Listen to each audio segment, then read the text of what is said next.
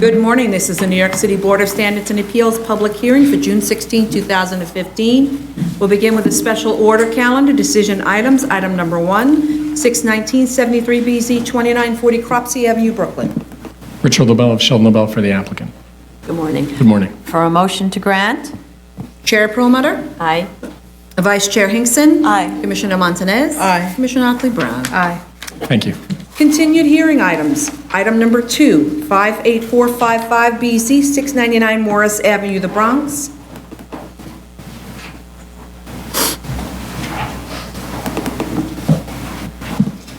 Good morning, ladies and gentlemen, the board, the audience. My name is Nasir Khandada. I'm the engineer for the project, applicant also. And I'm new to the board. This is my third gas station. Could you speak up, please?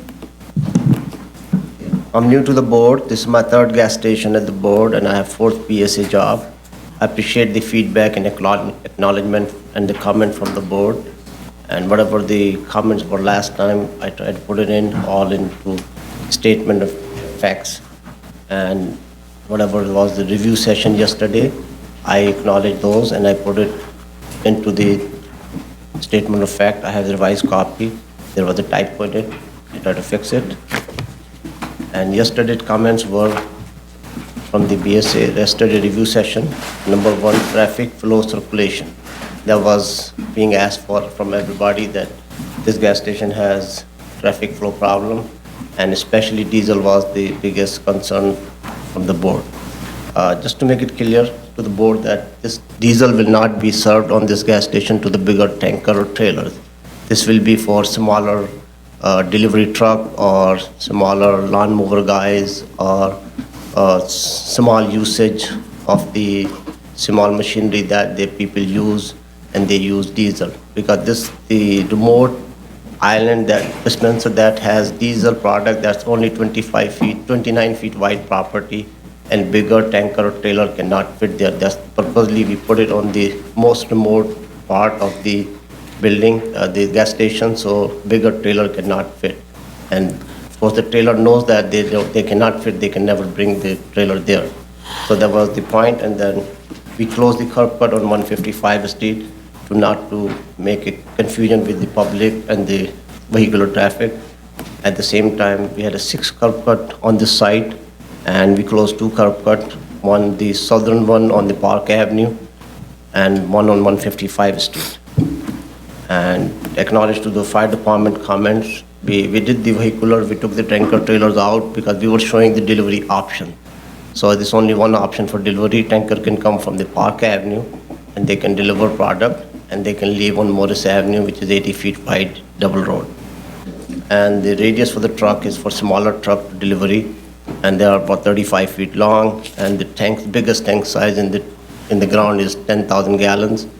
And they can only take at one time delivery of 5,000 to 6,000 gallons, up to 8,000 gallons. So we don't need a big trailer or multi-product trailer. We need a small tanker trailer that can bring the gas about 5,000 to 8,000 gallons at a time.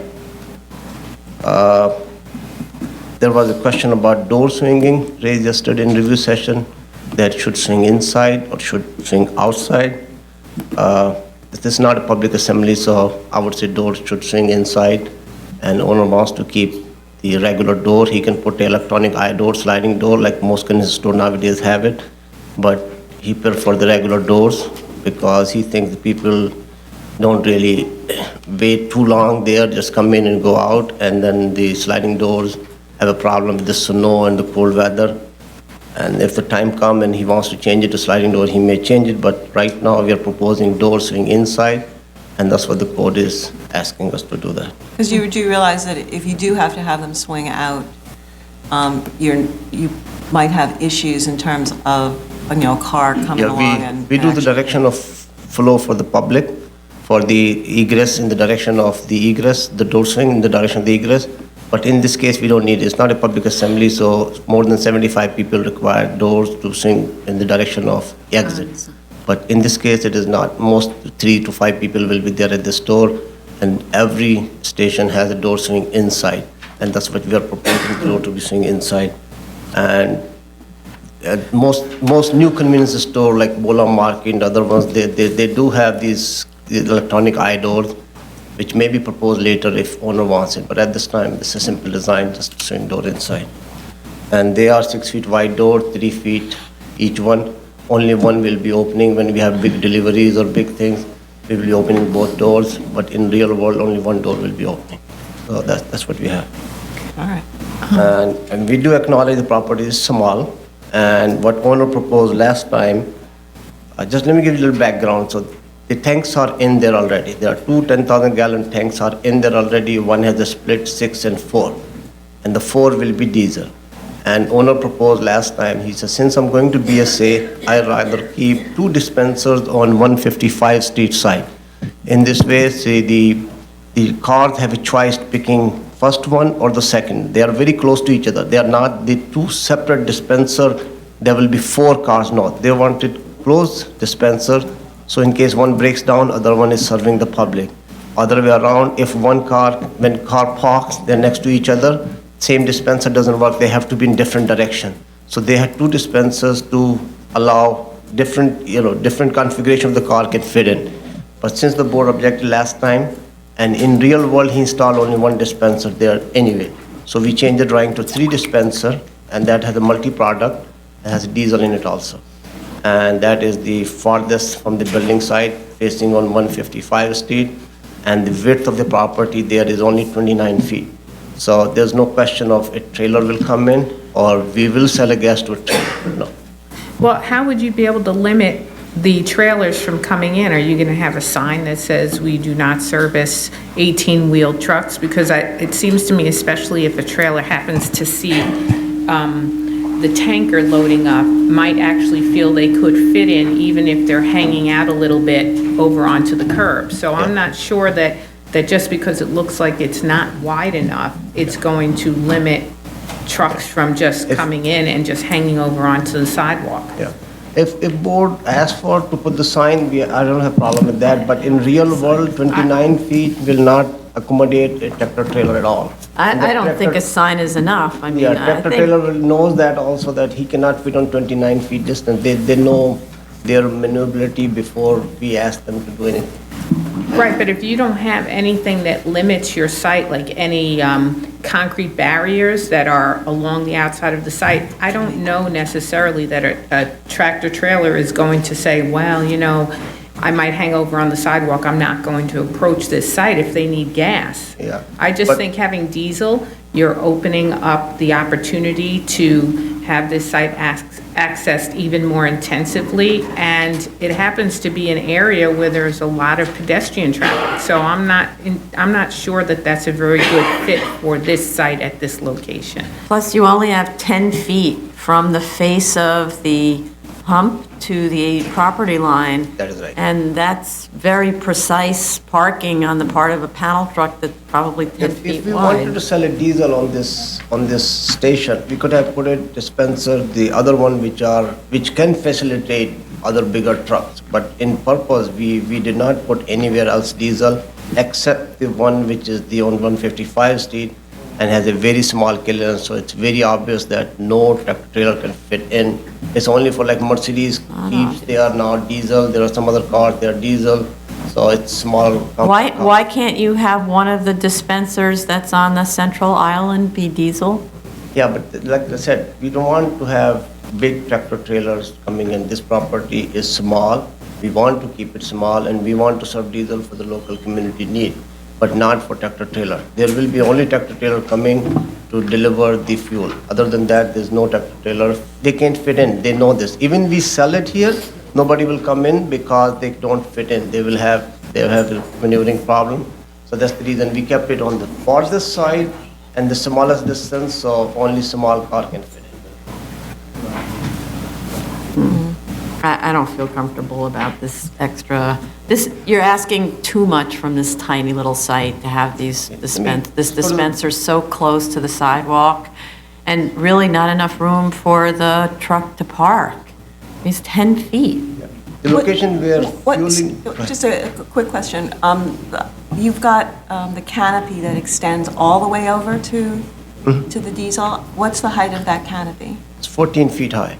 So would that accommodate or not accommodate a tractor trailer? It has to accommodate the gas truck. Standard canopy heights are all 14 feet. It has to accommodate the gas truck, you can't lower it. So we have to have height. So regardless of whether or not, you've got canopy or not canopy, it's still a truck can fit under there. And even if you have a sign on the canopy that says, no trucks, I think we've all experienced being behind a tractor trailer that decided, to get on either the Major League or, some other road where they just could not make the, But let's say the I fit in underpass. tractor trailer, but there's no serving of diesel on those dispensers. Dispensers only serve on the last remote and only one side, 3+1 product on the one side. not Yeah, the but other. they can still fit there. They can still get to it. And I tend to agree with my colleagues that I don't see, other than having, a person standing outside at all times, directing sort of traffic and saying, if you're a tractor trailer, you can't get diesel here. Yeah, but tractor trailer people know already that their trailer, before they go any street or any turn, they know that I'm gonna make this turn or not. They are very, very clear to themselves that how I'm gonna make a U-turn, how I'm gonna make the turn here. So to me, this gas station doesn't have a room for any tractor trailer to come in and fill gas. They don't want gas here, they want gas someplace where they can fit in. It doesn't have room for a paddle truck either. It's 10 feet wide from the edge of the dispenser to the property line. How precise do you have to drive in order to maintain that? From edge of the dispenser to the property line is 16 feet we have. Not according to your dimensions on the last plan you submitted. It's 10 feet from the face of the dispenser to the sidewalk, the property line sidewalk Oh. of 155th Street. And that's not Okay, even that including is the 10, island. that is correct, that is 10 feet, yes. Yeah, right. The that's- island protrudes out further Right. than the dispenser, It's like which 6 cuts feet or you something. down. Yeah. There's no way you don't fit this. Right, that's right, the island is, So those little barricades. either way you slice it, you're not going to be able to get anything really there. No, but again, like diesel is only product for the Okay. people who need it. Okay, not I for think dispensers. we've gone through this. I think the instruction is pretty clear from everyone that you have to take out the diesel, that extra dispenser. I'll pass it to owner, I don't see a problem. If Well- board doesn't want it, he can do it. It's not that we don't want it, we don't think it works here. If you had a different site, Yeah. yay, but it doesn't work here. Let me go next option, next thing was soil test remediation. There was a question raised yesterday that, Right, well, the question was, you had a report from 2005 where the DEC said that, I forget their exact words, that based on the information that they got, that the report did not meet the standards. It was met standard is set false. So they didn't really consider the spill closed. yes, But then you gave us soil removal certificates, you gave us manifests, plus delivery tickets to Clean Energy in New Jersey. But you didn't really give us anything from an environmental consultant or any soil testing. And those were from 2011. So I just wanted to know, what is the relationship? the owner, the existing owner, the old owner, I should say, that who was in business, he doesn't want to continue the gas, so he took the gas tanks out in 2005. And when he took the tanks out, at that time, there were 550s and one 2,000 gallon, 1,000 gallon. There was some leak. Leak means that the spill report does not say this is a leak.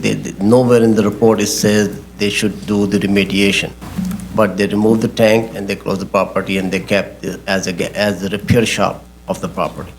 And down the road, they sold the property 2010 to the new owner, Mr. Singh, who decided to change the tanks. In 2011, when he changed the tank, he realized there is a remediation required, and then he did this entire process of remediation. That's why there is a gap in between 2005 and 2011, because the new owner is 2010 when he started this change and remediation. So he did do the remediation. He did took out about 200 ton of the dirt, and he put it away according to the chain of custody, whatever he has. Now, if board need another letter from DEP, we will ask the owner to provide us. That's no Oh, problem. you have another letter from 2011 from the DEC? That's right. That will be saying that this is done according to DEC standard. Okay, that would be great. Yes. Okay. That's what I have. Any other questions? Yeah, with respect to the fire department's letter from May 14th, Yes. I'm not sure that you really responded to those questions. Actually, I did not address in my facts and finding that I responded to it, but every change is as per the fire department. They were asking for the traffic flow of the tractors and trailers, so how they're going to fill in. But to me, none of them coming in. Now, since board is saying no diesel, so there's no question on the Well, but flow it of the says chart. fuel delivery vehicles are unable to remain within the boundaries of the proposed curb cuts, indicating that a much wider approach arc is required in order to enter the station. If cars are parked close to the curb cut, it is doubtful that a delivery truck would be able to navigate. Further, if the drawing is in scale, it appears that a delivery truck will have a hard time avoiding a collision with the fuel pumps. How did you address that to the satisfaction of the fire Actually, department? these both the tanks have a remote fill, and they are in between the two islands, two dispensers which are close to the building site.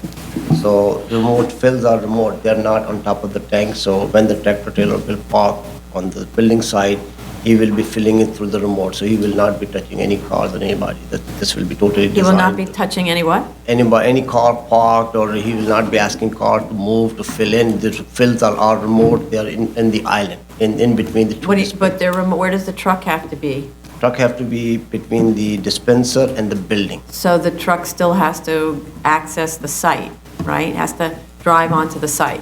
Drive onto the site. So one of the fire department's concern is that the curb cuts don't allow for the turn. There's not a wide enough arc. And that if there are cars parked close to the curb cut, the delivery truck wouldn't be able to navigate. To me, this 35-feet tractor trailer can be easily accommodated, but let me double check the Okay. radius one more time. And then in it says the case. underground tank fill ports are located in between the islands, so it Yeah, sounds like they were aware. there's a correction, that those are remotely filled. These are remotely filled, and they are. So in where are the between remote fills? They are in between the dispenser. If you see two circles, these are the remote fills. The two circles, Between the two dispenser in front of the building, there are two Okay. remote fills. These are remote fills. there's two circles between the dispensers. Between the dispensers and the canopy columns, those are the remote fills for the tanks. So then that's still basically where the dispensers are. It says the fill ports are located in between the islands. In That's the between same, that's right? That's right. A delivery truck cannot park as shown on the drawing. In fact, in order to fill the underground storage tanks, a truck would have to block the pedestrian walkway and possibly part of the roadway.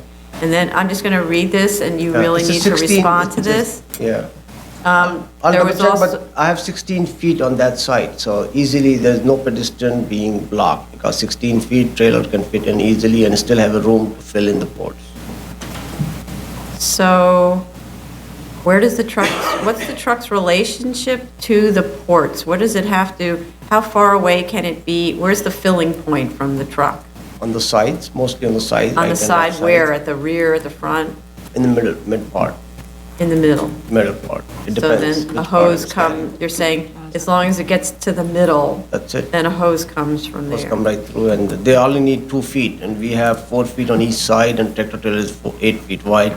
So I think a distance should not have a problem at all. And then what about this comment? Again, this is fire department's going to have to agree with you here, but it also says there's no space for queuing of cars waiting to fill on both of the inside pumps and the outer pump. Any waiting vehicle will block the pedestrian walkway, Yeah. which So- is also, On a regular gas station, there's no queuing of the car that want to fill unless a sandy condition comes in or something like that. But if they see all the gas station full and they have low prices, all islands full, everybody walks to some other gas station, drives to a different gas station. They don't line up for a gas, like they don't want to park on sidewalk. If there is a line, they will be line on the street, not on the gas station. It's a small gas station, Really? You could fit only 6 cars. Really? at a time. Not always. No, not always. yeah, I've seen them, yeah. I waited 10 minutes to get gas on Sunday at my neighborhood gas Yeah, but station. if and I the was, station I has have to a say I allowance was for on the you, you can sidewalk. put like a car wash, you have 10 cars, but on a gas station, we don't line up the cars saying that these 5 cars will be lining up. That's not the way. I mean, it was a gas station, it is a gas station, cars getting smaller and smaller as the time No, they're goes not. They're on, getting so- bigger and bigger. What do you mean? Now the compact cars are like 6 feet, 7 feet long. Yeah, and the so- not compact cars are the size of little vans. Yeah, so still SUV is smaller than a Cadillac. Still new SUVs are more smaller than a Cadillac, so. It's those Land Rovers you got. I know, I need to hear from fire department, I'm not persuaded. Okay, Any other other questions? comments about this? So, thank you. Could the fire department come and maybe, I don't know if you've had a chance to review that most recent submission?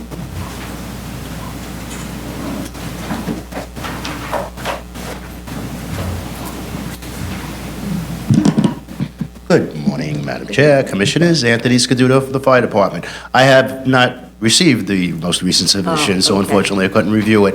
But just based on the comments, my review of the station was based on a request from the board, you know, see if it worked in terms of movement of traffic and fire department safety and so on. I really need to see, you know, if the submission makes appropriate changes. The things that you were speaking about this morning, again, the fill trucks. The original drawings indicated that the trucks filling would be stationed between the 2 islands, and that's where the drawing showed them in stationary position. It did make mention that they wouldn't be 2 at the same time, which is fine, but they still were positioned over the fills. So now I would just, you know, want to see where the proposed new area for the truck filling would be parked so that they could access the fills in the center. I agree that that outside island, the one that serves the diesel, it just doesn't work. And the thing about queuing, it's not so much queuing like we talk about in car washes. What I'm talking about certainly is if I have one car at the pump, there is a concern that there's just not enough open area on the station itself for a car coming in next in line to just, you know, fully gain access to the station without blocking the sidewalk. Again, that's not something that really I have control over. The board would make the ultimate determination of whether or not it's, you know, acceptable. But in terms of pedestrian safety, I'm concerned, and that's really what it's about. Again, I reserve the right to review Yeah, the submission want you before I to- really, yeah, you know, okay. get specific. But generally, I'm not really satisfied with what I've heard today. Okay. Thank great. you. Thank you very much. Are there any other speakers on this? What happened? We lost our applicant. Please come up. Yeah, yeah.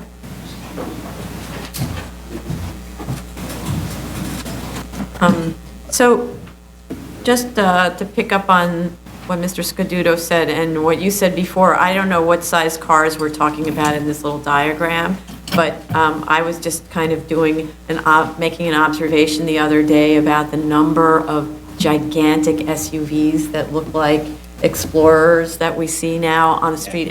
It's kind of 60% of the cars are the largest cars you could possibly buy. So I don't think America is going smaller.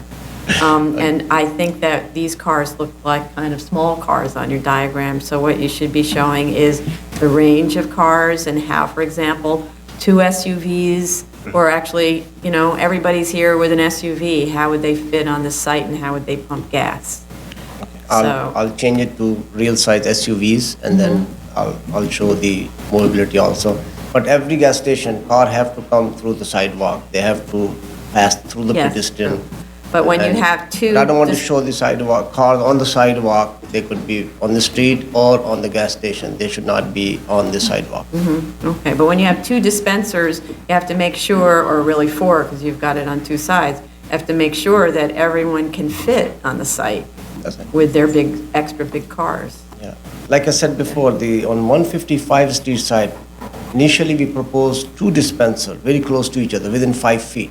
So allowing them better filling situations on the both sides.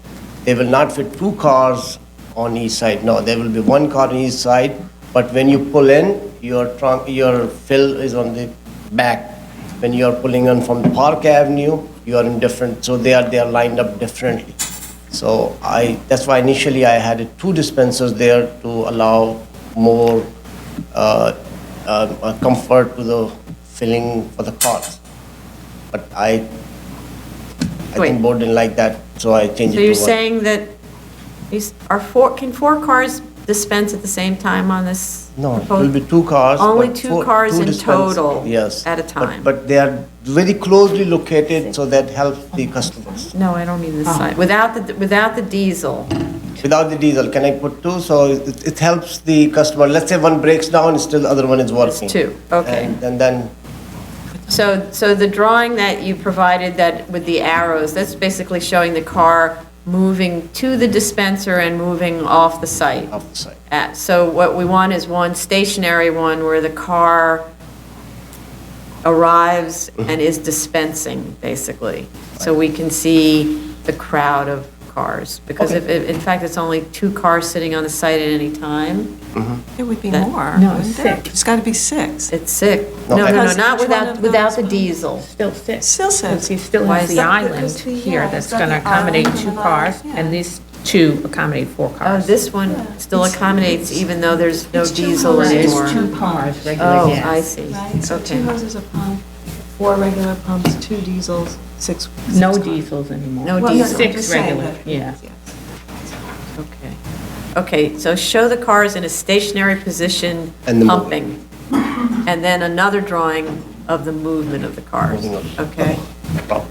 okay. And then please respond specifically to the fire department's comments. Did you get their letter? Yeah, but the letter is based on the old drawing. My new Okay. drawings are different, so I think, So, okay, so make sure, though, that your new drawings are responding to the letter, but in the meantime, your new drawings have to be revised to take out the diesel gotcha. dispensing, Not a okay? problem. I just relate to the owner and should know. Okay. Okay, thank you. Okay, so don't go away. Now we have to set a date for you to do that. Not so bad. Okay, so. um,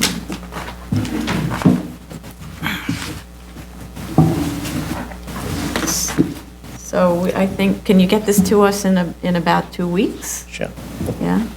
So if we were doing that, July.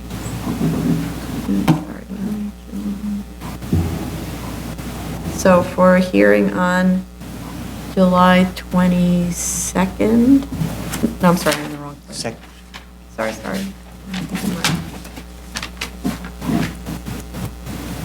July 21st, for hearing on July 21st, and a submission on July 3rd, if you July can submit 3rd. the drawing. Should be no problem. You can submit earlier if that's not convenient with your holiday schedule. That's my birthday, so. That's a day off for us. Yeah, okay. Yeah, actually, it has to be July 2nd. Okay, July 2nd would be the submission date. Second, because 4th will be holiday. Okay, and the 21st is the hearing date. Okay? All right. Thank you. Thank you. New cases, item number 3, 70581BZ, 1433 York Avenue, Manhattan. The hell's wrong? Good morning. Todd Dale for the applicant. From review session, I understand the commissioners have questions. Hopefully can answer some for now or in submission. The first point, I realize it's not clear from the statement that we submitted. It appears maybe a footnote got dropped, but the approved plans that were submitted with this application are actually the 1997 approved plans. So it's not the most recent grant. When we ordered this file from the board's archives, it was lost and it was not available. We talked to board staff, they tried to order it a couple times. So we submitted the 97 plans, which we actually had available in our office from when we represented at that particular time. But the 2006 plans aren't available. We've tried to find them from the architect and from the client. So to note that point first, as far as the reference to the approved plans that are in there.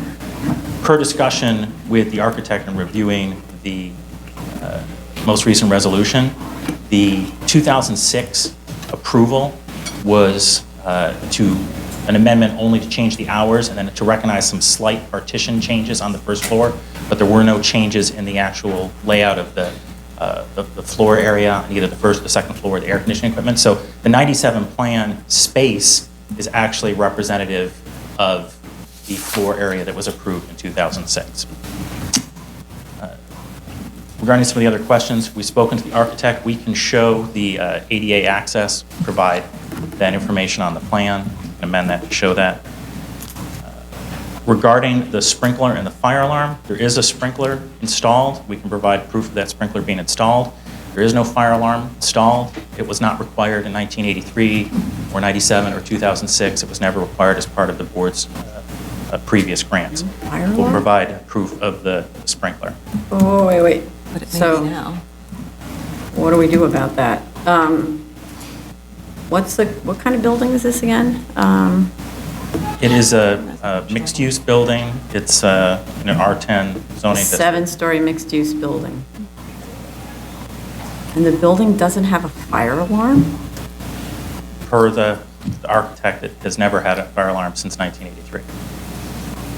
The entire building has no fire alarm? I'll get confirmation, but that's what we've been, That's very hard to believe. And it's residential above? correct. Okay. Does it have an elevator? Yes, of course. It's a yes. 7-story building. Okay. This is something I think we should talk about because that's very scary. Okay. To the fire-related issues, there is a note on the plan about the egress, but we realize that the current set of plans doesn't have the egress or the rear plan that was shown in the 97 plans. We'll talk to the architect. He's going to prepare a plan showing that there is a permitted, pre-existing permitted egress situation to the rear of the building, and we'll provide a new plan with this current set. Yeah, because it mentions it, but it doesn't show up. 100%. It mentions it, but doesn't have a plan. We'll add that plan to the set. Does the building have smoke detectors? I mean, the space have smoke detectors? I will find out. Yeah.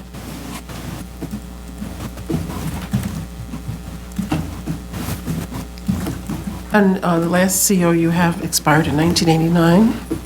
That is correct. Why was it never resumed or?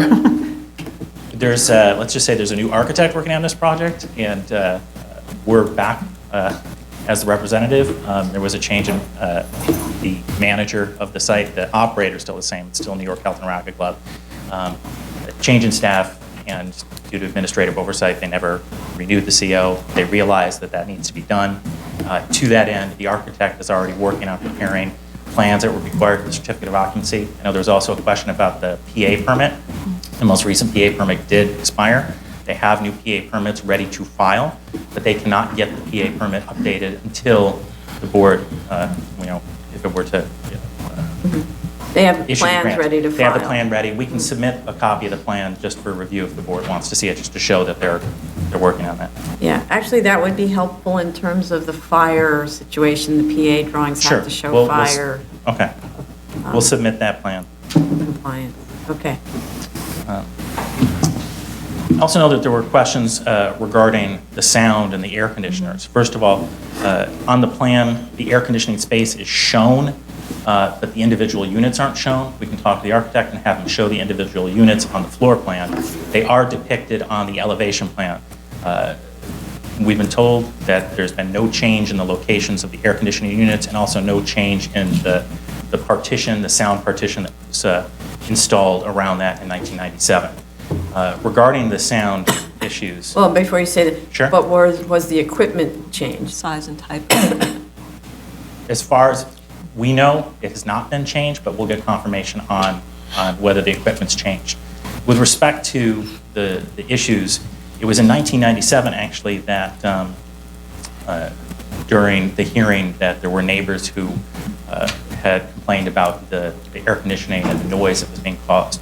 The noise issues were actually tied to the air conditioning. They weren't related to the PCE activity. In 1997, they installed the sound attenuation.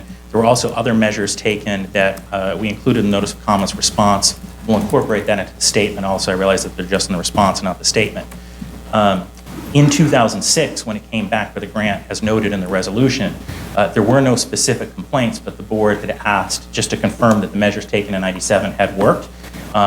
And at that time, in 2006, notice was given to the tenants. There were no complaints. The community board approved. So in 2006, the information provided was just to supplement and show the measures taken in 97 work. Since that time in 2006, there have been no complaints about the sound. We went to the community board. The community board recommended approval of this application. No one testified at either the committee or the full board. Also, this particular community board asked that we post notices of their meeting, and we did so on the corners of the site, and we actually did so inside the building. So building residents knew about the community board hearing, and we've had no sound complaints since. Okay, well, since this Really isn't a one hearing Sure. situation, you could take the opportunity to do the same posting about this hearing for the next time. You Well, could as post part of in the this- building Okay. and advise them Sure, that we can do there's a another hearing posting. on this, because, we still have things that need to be resolved, so you have to come back. So that's plenty of time to notify the neighbors that there's a hearing on this here. Well, we can do, if it's fine, we can do the same posting that we did for the community board, just say that there's a BSA hearing and post it inside the building. Right. So residents will. That'd be good. Okay. Definitely. Sure, that's no problem. There's a question about a compliance chart. We did submit a compliance chart with the notice of comments. We can just But- double check and make sure that that's, No, but what it did was it basically said things like there were conditions, they were superseded, but actually there are specific questions, conditions, they weren't superseded. The conditions were things like that you have to keep the noise levels down. There were a bunch of requirements. You need to go through each requirement and say, what is the current condition of that requirement?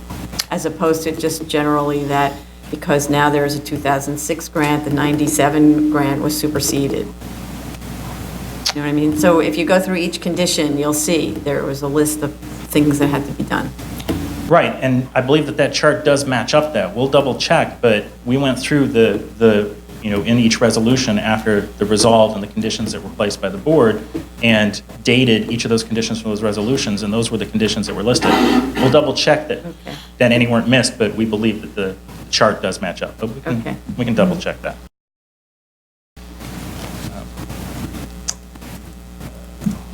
I think that was the core of it. Oh, regarding the sign analysis, the notice of comments response did include the updated sign analysis, but it's not specified on the plan. We'll take the figures that are on the sign analysis and put it on the plan to match up the square footage with the individual signs on the plans. Because realize the plans just show the signs. The actual figures are on the analysis. We'll make sure that those match up. Right, in the analysis, it said it was illuminated, and I believe it's not illuminated. It is definitely not illuminated. Right, so that that could be correction. That could be a problem. We may have missed the column. Yeah. We sure did. All right, we'll get that fixed to put it in the correct column. They're definitely not illuminated, and the signs as existing are the same signs that have been there since, I've been told, since 1995. So, but we'll make sure that those don't match up.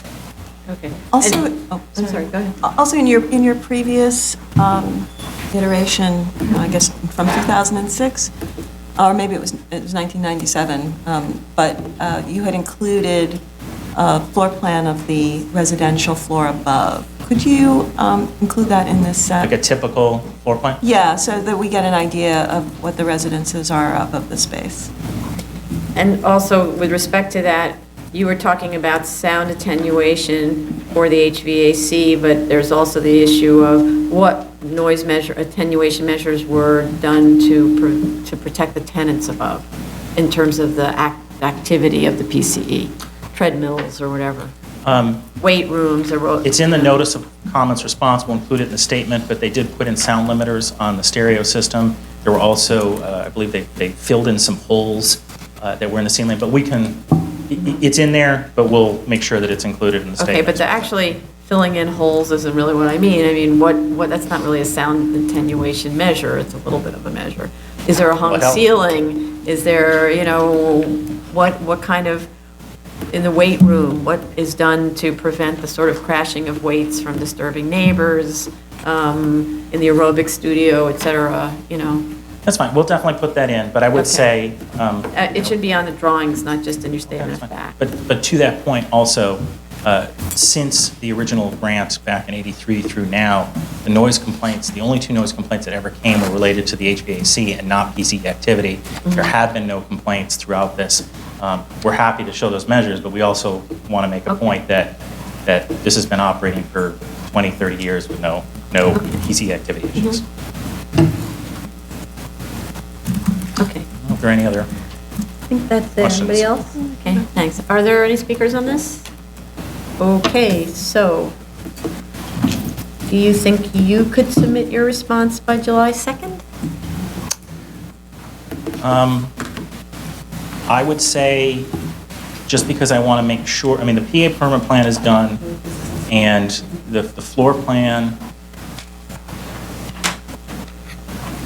July 2nd would be for a hearing on, For the 21st, otherwise there's the 28th, maybe you want an extra week? perhaps just because with the holiday, I'm going to Okay. be gone, I'd rather fine. make the next submission the final submission. So if we Okay. could do like the 9th, The 9th, exactly. So July 9th submission and July 28th for the hearing. perfect, thank you. Thank you. Item number 4, 16991BZ, 404 Lafayette Street, Manhattan. Good morning. My name is Elise Wagner from Kramer Lemon. I'm here on behalf of New York University, which is the applicant and the owner of the building at 404 Lafayette Street. There's a depiction of the building, which is actually runs through to Broadway, but the physical cultural establishment, the PCE, will only be located on Lafayette Street. The building is located between East 4th and Astor Place. This is an application to amend a special permit for the PCE. The facility was previously occupied by a Crunch facility, and the application asks for an extension of term, asks that NYU be substituted as the operator, and for a change of the interior layout. We attended the review session yesterday and understand the board had a number of questions and comments. So I'll review those briefly. With respect to the drawings, we will revise them to clearly indicate the entrance to the PCE from the street, to indicate handicapped accessibility routes to the elevator, to indicate that the PCE will be fully sprinklered, and to clarify that the hatching used to identify the location of the PCE. I believe there may have been a question about signage. There will be no signage specifically for the PCE, as we stated in the statement of facts and findings. I believe the board asked about the different guest rates between NYU's existing Kohl's facility, which is $1,500 a day, and the proposed use of this facility at 1,000 persons a day. This PCE is not intended to function as a direct replacement for the Kohl's Recreation Center. It will offer some of the amenities of Kohl's, but not others. For example, there's no pool, no basketball, tennis, squash, and racquetball courts. So NYU expects that particularly for faculty and staff who have other options, they will choose not to purchase a membership or be members here. So there will be fewer faculty and staff. And student athletes who currently use Kohl's as a hub for training, team meetings, and as a point of departure for athletic events will now use NYU's Palladium facility, which is located on 14th Street. So there will be fewer users at this facility. We will update the statement of facts and findings to indicate the uses that are immediately adjacent to the building. And for the board's information, to the north, there's a surface parking lot, and to the south, there's a 5-story commercial loft building toward the south. You asked about the apparent discrepancy between the drawings regarding the egress stair and the elevator. I'm not sure when we printed out the drawings to review your comment, we noticed that we couldn't see the hatching on the printed drawing, so I'm not sure if that was the problem. So we will, and I'm not sure if the same problem appears on the computer screen, but in any case, the elevator and fire egress were not included in the former application, and they're not included now in the area of the PCE. So we'll try to make the cross-hatching more visible on the drawings when we resubmit them. Just a follow-up question on that. On your cellar plan, for your revised cellar plan of April 20th, it seems that the PCE uses this stair But in the previous go-around, that stair was not used by the PCE, and I think that's why it was excluded. So now, if this is true, that you're utilizing this stair, then I guess it should be part of the PCE's floor area. And I think that was my issue, not so much Okay, a so catching I issue, think but we- that you were actually utilizing a stair that wasn't used in the previous iteration. We have Kenny Lee here from NYU and Hilda Cohen from the Architect's Office. Do you know the answer to that, or should we respond to that in writing? Yeah, you can take a look at it when you get Yeah. a chance. It's Yeah. right off of the women's toilet. Yeah, we'll clarify that. Yeah. Right. And finally, the board asked for additional information about the violations. So a number of the violations, particularly related to scaffolding, that relates to scaffolding that was illegally installed by the prior owner, but the violations were issued after NYU took title. NYU is taking all necessary steps and paying all fines to remove the violations against the property, regardless of whether they were issued as a result of NYU's actions or the prior owners. So those are all being resolved. So those were the questions we were aware of. We can have a revised submission early next week to correct the drawings and address all these issues. Okay. Any other questions? Thank you. There are speakers. Yeah. Are there speakers on this item? Yep.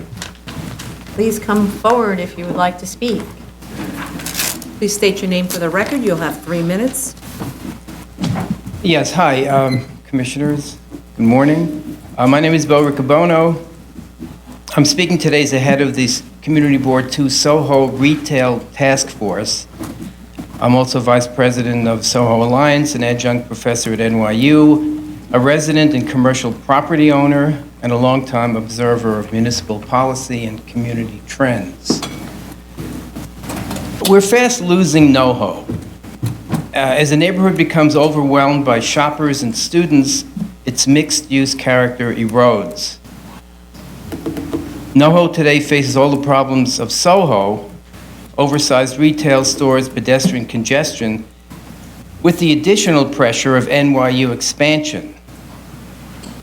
As part of my work as the head of the Soho Retail Task Force, I've been working with Borough President Gail Brewer and Councilmember Chin, and we've made some recent progress in both Soho and NoHo. And we don't want to turn back the clock now. In fact, I'm meeting at 11 o'clock. I have to go over there right now to talk more about this with the Borough President's office. Today, though, we're talking about NoHo. A NoHo, let me remind you, I'm sure you all know, is an LPC-designated landmark neighborhood. NoHo attracts visitors, residents, and businesses because of its distinct and unique character and vitality.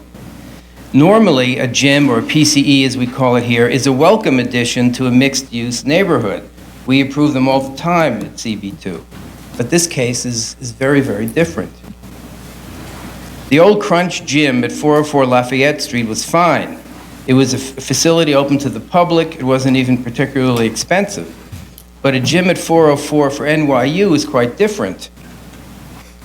While Crunch served an age-diverse population of mostly residents, an NYU gym will serve mostly students. Now, we all love students, but they do overwhelm a neighborhood. We all know that. I mean, you can go to 3rd Avenue now and Bowery, and, you know, it looks like a campus. It doesn't look like the East Village. The zoning rules clearly prohibit university use in M districts just for this reason. Again, let me stress, it's a mixed-use neighborhood. We like a mixed-use neighborhood. It adds for vitality. We don't want to have one use overwhelming others. It's just not the right thing to do. NYU has gotten approvals at 726 Broadway and at 383 Lafayette Street by claiming that administrative functions do not constitute university use, which is, you know, skirting the issue, really. Let me just quickly wrap up. Those administrative functions, such as the Bursar's office and the ID center, serve students, not the general population.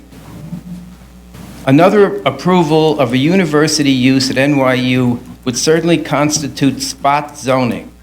That's what it would be. It would be spot zoning, a practice that contravenes the spirit of the zoning regulations.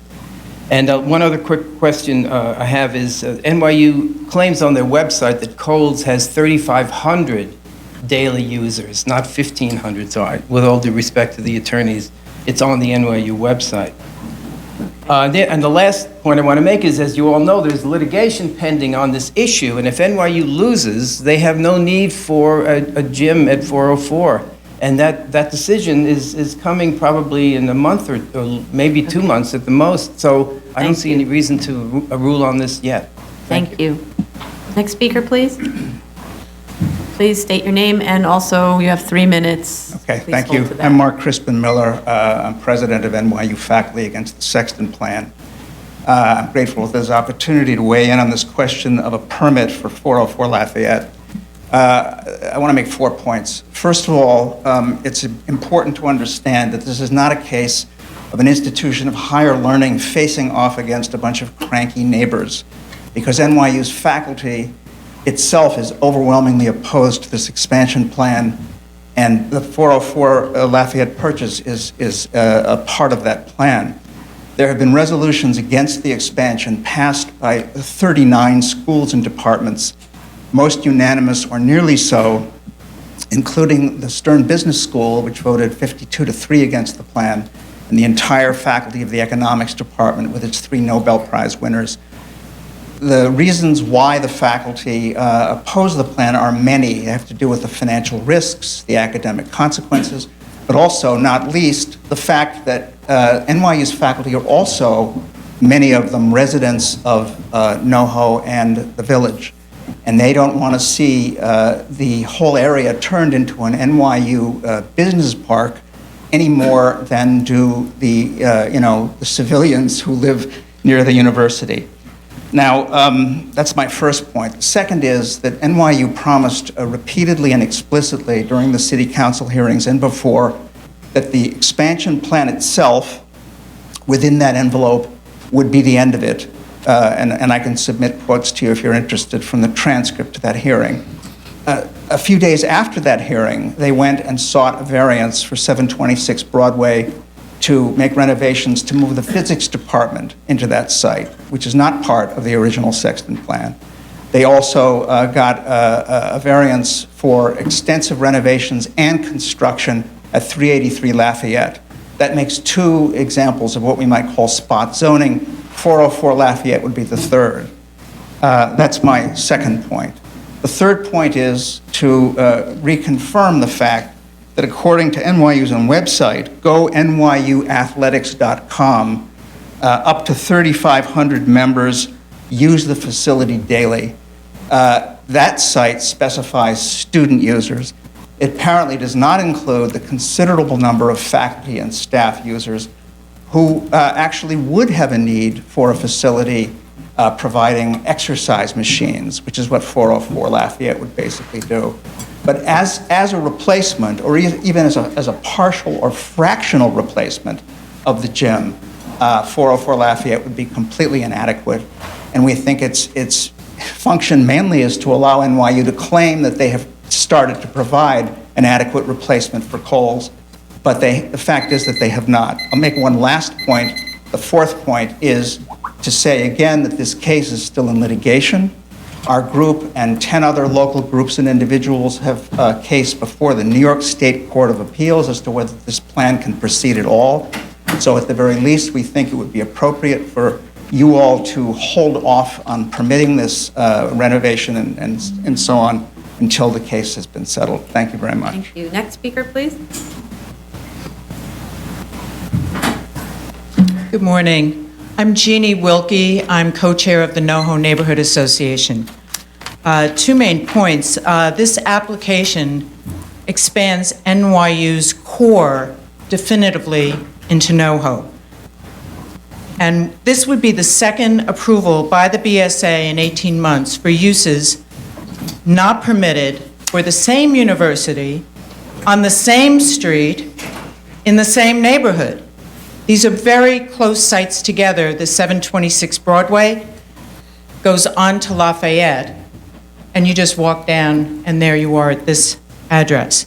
Now, the NoHo Neighborhood Association represents residents of NoHo, a steering committee of 17, each representing dozens to hundreds of NoHo residents in their buildings or blocks, has long been aware of NYU's attempts to breach the zoning of our neighborhood with applications for variance and special permits.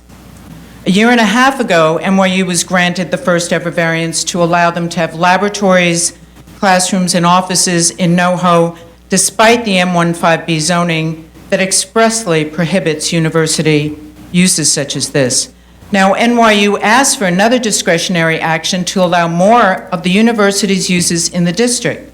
It is clear that the individual building by building and use by use requests are geared towards achieving a significant university presence in NoHo despite our zoning. Two crucial points. Number one is the precedent. An approval would set a precedent. The NoHo M15B zoning does not permit a university to operate a physical culture establishment primarily for its own use. 18 months ago, we testified, quote, "This sets the precedent for further and similar applications by NYU and NoHo." Here we are again. Secondly, character. Yes, this new application does change the character of the neighborhood. The city granted NYU its first variance in NoHo at 726, 730 Broadway. This is a large building which goes a full block with entry on Lafayette, nearby this current application. Now NYU is back at the well again in a location formerly not defined as part of their core campus. Why is this important? NYU has tried to slip in the back door in NoHo with non-conforming uses for decades. And I'm an MBA graduate from NYU, so this is not against the education, this is against their uses. The community has respected allowed uses by NYU and approved small modifications. We have opposed large non-conforming uses stridently that did not fit in with the character of our neighborhood or would result in significant change. 2 Sundays ago, NoHo was in the real estate, living in NoHo in the New York section, the real estate section of the New York Times, and you can read a good article on it. I'm the first quote. We have somebody here who was the last quote. In conclusion, this application opens the door to be rezoned by default. We ask the BSA to oppose this application. The more NYU circumvents our zoning laws with disregard to the community, the less NoHo zoning will be upheld in the future, and Soho too, as it shares the M15B zoning. Thank you very much. Thank you. Next speaker, please. Thank you. Morning. I am Terry Cood. I'm the first vice chair of Community Board 2. You have our resolution, so I'll just bring up a few new points. The zoning resolution categorizes facilities for universities and colleges as community facilities in Use Group 3A, as you know. Even if there were some community access to this PCE, it is secondary to the principal use, which is not allowed in the M15B zone. There may be some university uses that are not Use Group 3A, such as purely administrative back office functions. But this proposed PCE is direct service to students. NYU itself recognized the line in responding to an initial Department of Buildings denial for a new building at 383 Lafayette. Initially, Department of Buildings said it was Use Group 3A. NYU responded that the building was designed and will be used by New York University in its entirety as an administrative office building under Use Group 6B, offices in accordance with as-of-right regulations under ZR 4210. Department of Buildings then decided, and I quote from their report, "There shall be no programs or facilities that may be categorized as primary to a college or university located anywhere in such building." So even if the gym is not primarily for educational uses, although there may be some physical education, it would seem to be primary to a college or university. Nor would we say dormitories, eating halls, outdoor plazas, and theaters are also not primary. In addition, in the decision to allow a science facility within 726 to 730 Broadway, a major point made by this body was that the student population would be graduates and postgraduates in relatively small numbers, and therefore the educational use would be more similar to the general residential and worker population of the area. The application for 404 Lafayette, however, would do exactly what the zoning seeks to prevent. bring, by their account, 1,000-plus students into the NoHo area daily, changing the character of the neighborhood, as my colleagues have said, to more of a college campus. This sets a precedent that can easily overwhelm NoHo as we know it, and ZR 7336 requires that the use be located so as not to impair the essential character or future use or development of the surrounding area. Therefore, we believe that this application to extend a former special permit for a prior commercial operation pursuant to 7376, but now instead for a principally university and high-traffic student use should be denied. Thank you. Thank you. Any questions? Thank you. Any other speakers on this? Okay. Wagner.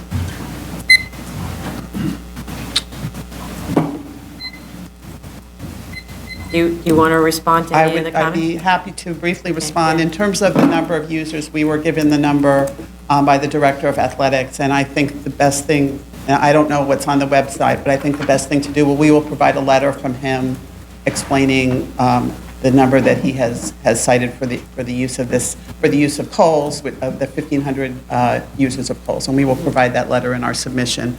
And also, just in terms of that, to include in this revised statement of facts about the Palladium gym? Yeah, absolutely. And if there's any other athletic facilities that are typically used, that would be helpful. Will do.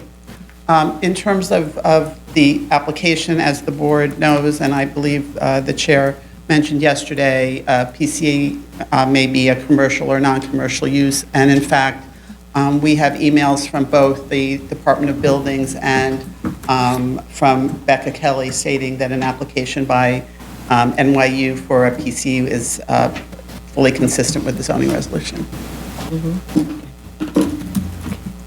Any other questions, comments? Okay, so I guess they'll respond to the things you went through today in writing and show and correct the drawings to respond to those issues. We will. So can you do that by July 9th? We can probably do it in a week, in fact. Do it in a week. But that only gets us, that in terms of the hearing schedule, gets us to the 14th. Okay. I'm not sure whether we can do that, though. The 14th is really packed. 14th is very packed, but the 21st we could do it for. Okay.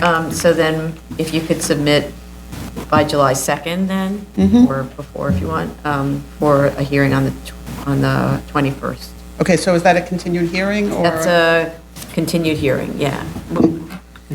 We could close today. Oh, what? No. We could do a close grant on the next hearing. So we could close it next week and vote.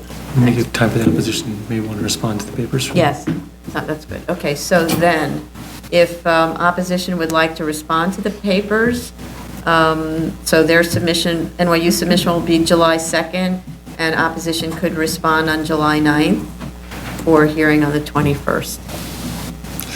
Okay. Very good. Could you direct your questions to Ms. Matias, who's sitting over there? Okay.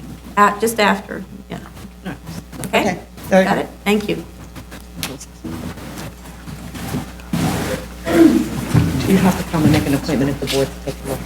Or speak to Mr. Costanza. I'll give you his number. Okay. Yeah. He's examining too. Appeals calendar, decision items, 180 14A, 332 West 44th Street.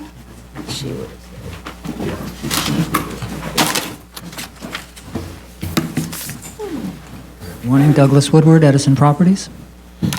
Hi, okay. So, this is decision. So for a motion to deny. Your motion to grant. What? Isn't it a motion to grant? A motion to grant. Oh, it's an Motion to appeal. grant. Who brought the? This is the appeal. Sorry. What's the procedural thing? So Motion to approve it. You're going to vote nay on the motion. You say motion to Oh, you approve. motion to grant, and then okay. So for a motion to grant, Chair Perlmutter? no? Vice Chair Hinkson? No. Commissioner Montanez? No. Commissioner Otley Brown? No. Thank you. Item number 6, 230-14-820 Pelton Avenue, Staten Island. Good morning, Todd Dale for the applicant. For a motion to grant? Chair Perlmutter? Aye. Vice Chair Hinkson? Aye. Commissioner Montanez? Aye. Commissioner Otley Brown? Aye. Item number 7, 7-15 BZY and 8-15A, 180 Orchard Street, Manhattan. Robin Kramer, Duval and Stackenfeld. For a motion to grant? Chair Perlmutter? Aye. Vice Chair Hinkson? Aye. Commissioner Montanez? Aye. Commissioner Otley Brown? Aye. Thank you. Thank you. New cases, item number 8, 3715A, 2020 Demarest Road, Queens.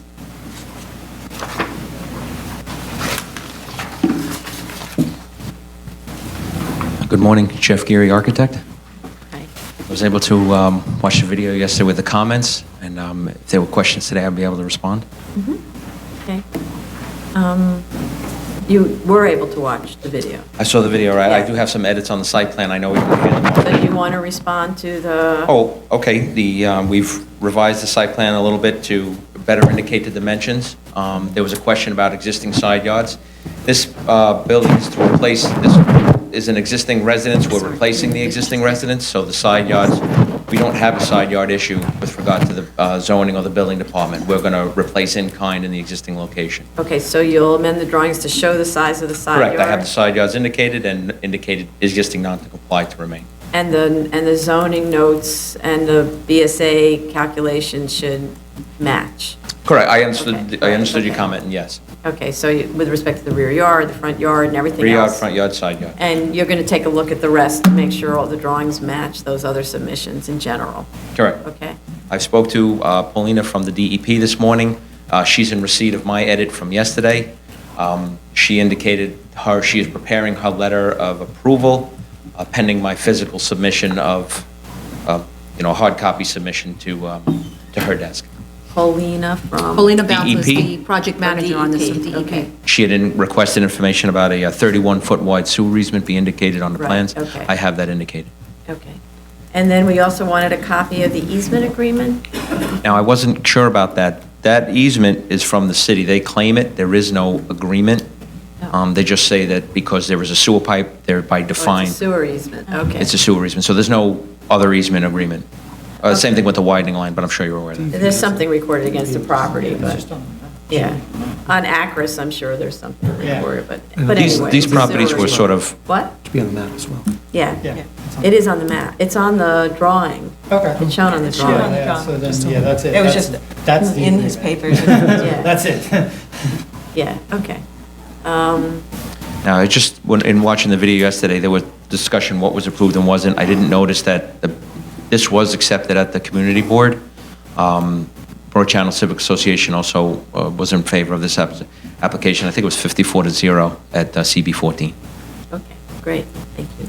We'll have to And get we time. have fire department and we have DOT approved, well, DOT approval, and we're just waiting for DEP sign off.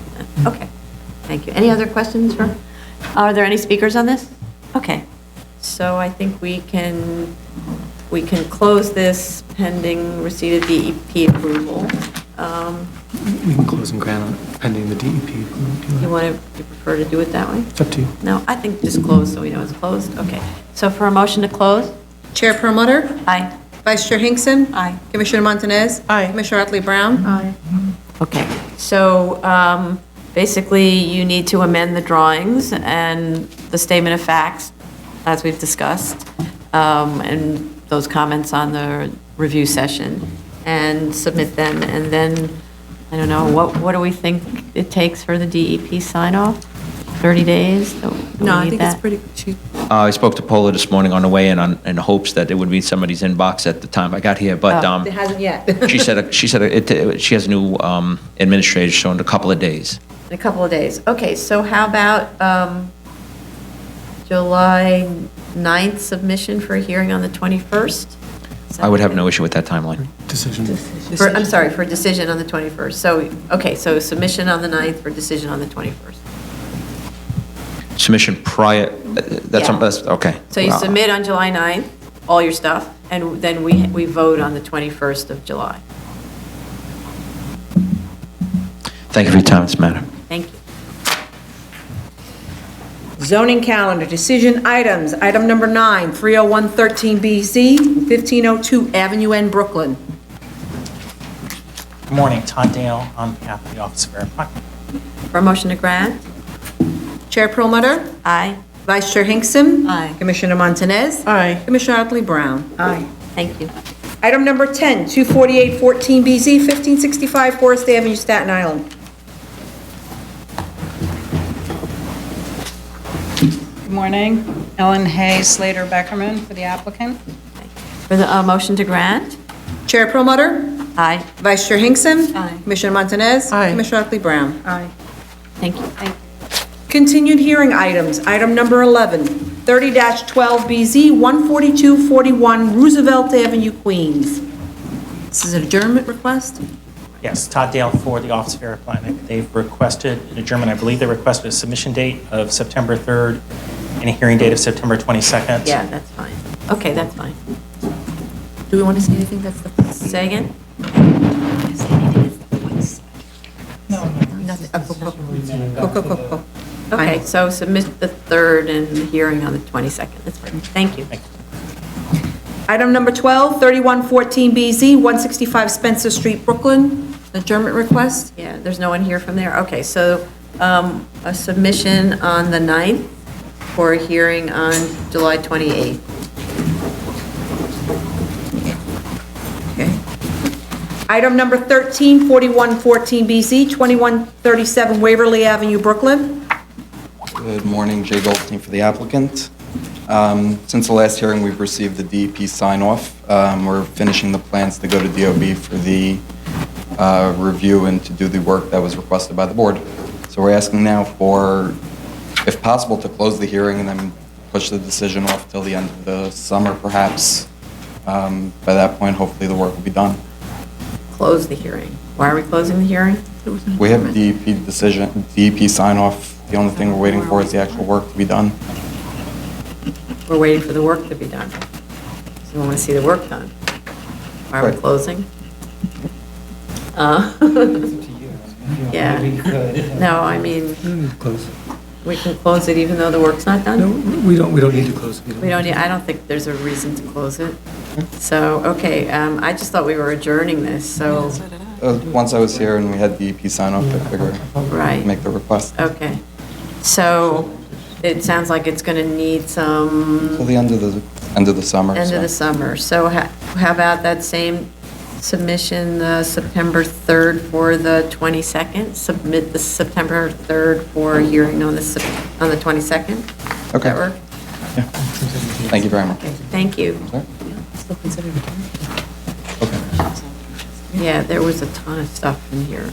Yeah. I mean, if he wants to go over them. Because I want to make sure... I just want to mention, you should go back over your notes and over the hearing videos and make sure that you've got everything covered, because we had a lot of issues with this. I just want to make sure I they're think not a lot of it overlooked. would be part of the DOB review, so that would be part of the next submission. Once DOB reviews it, we'll put in the final plans. The DEP questions were resolved after the last hearing, and there was a submission done on that aspect, so. Okay, thank you very much. Thank you. Item number 14, 14814BZ, 11 Avenue A, Manhattan. Okay, they requested, Richard's here. Aye. Chair, the materials have been with the board State since... your name. Oh, hi, Richard Lobel, Sheldon Lobel, PC. Mm-hmm. Materials have been with the board since June 5th. We were actually hoping that we may be able to get an earlier adjournment date to next week, to the 23rd, Oh, so you mean you submitted but just late? Okay. a day. A day. Really? Yeah, really. Are you sure? Positive, it was supposed to be in the 4th, and we called. And you called, and there was like, no way. It's Richard. I am going to refrain from commenting on that for the record. Okay, so, okay, just a week, though, it doesn't give us enough time to review it, and our calendar next week is packed. It is. So, and it is packed also for the 14th, but because you submitted, we could probably do that. Okay. Okay, so, so we'd adjourn this to the 14th, sorry. Understood. Thanks, Chair. And you've already, so if you want to, so by the way, if the architect wants to do any more, I Additional haven't seen material. what was done. Okay. Then if the architect wants to look at this some more, Right. then just submit by the 2nd of July. Okay, and we'll actually talk to staff and actively see whether there's anything that would be useful to revise. Okay. good. Thank you. Okay, thanks. Item number 15, 17314BZ, 20 East 38th Street, Manhattan. Again, Richard Lobel of Sheldon Lobel PC. Madam Chair, we received the comments at the executive session. I think that we're dealing with some Department of Buildings issues. We actually have recently been in touch with the building architect. We've had a lot of problems getting information from the management company. This was a long utilized space, and now obviously we have a PCE here. So we'd request an adjournment, but more specifically, I'm going to talk with the architect about going in and specifically addressing the ADA issues with the Department of Buildings. I understand that BSA is not in a position to waive those anyway, so we would have to address those even if it was post-hearing. So we're happy to go in and do that, and we can also at the next, on the next submission date, provide some better information with regards to fire alarm sign-off, which I understand is pending. We're waiting to get sign-off from that, and we also have some more information, and we'll be able to better provide the sprinklering plans. Great, okay. So what do we think? We think 4 to 6 weeks. So 6 weeks would get you an August 18th hearing, because there are no hearings in the first 2 weeks of August? I think that that's fine, and hopefully, maybe if the board's in a position and has the correct documentation, we could almost, to the extent we had to satisfy these issues, could perhaps close and grant. Yeah, that's a possibility. Okay. Yeah. Thank you. So, okay, so the 18th for the hearing and the 30th of July for the submission. Fantastic. Thank you, Madam Chair. Oh, I'm sorry, are there any speakers on this? We'll hear from Franklin Street. Yeah, we needed fire department sign off and all that Correct. stuff, right, okay. Thank you. Okay, thank you. Item number 16, 23814BZ, 9800 Franklin Street, Manhattan.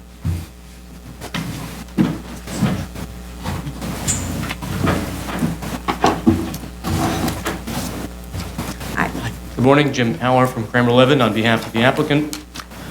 We attended a review session yesterday. We have nothing further to add, and we would rest on our submissions to date. Right, I don't think there was anything still open, right? Everybody? Okay, I think, so we can close this? Oh, I'm sorry, I'm sorry. Are there any speakers on this item? I'm not in my stride.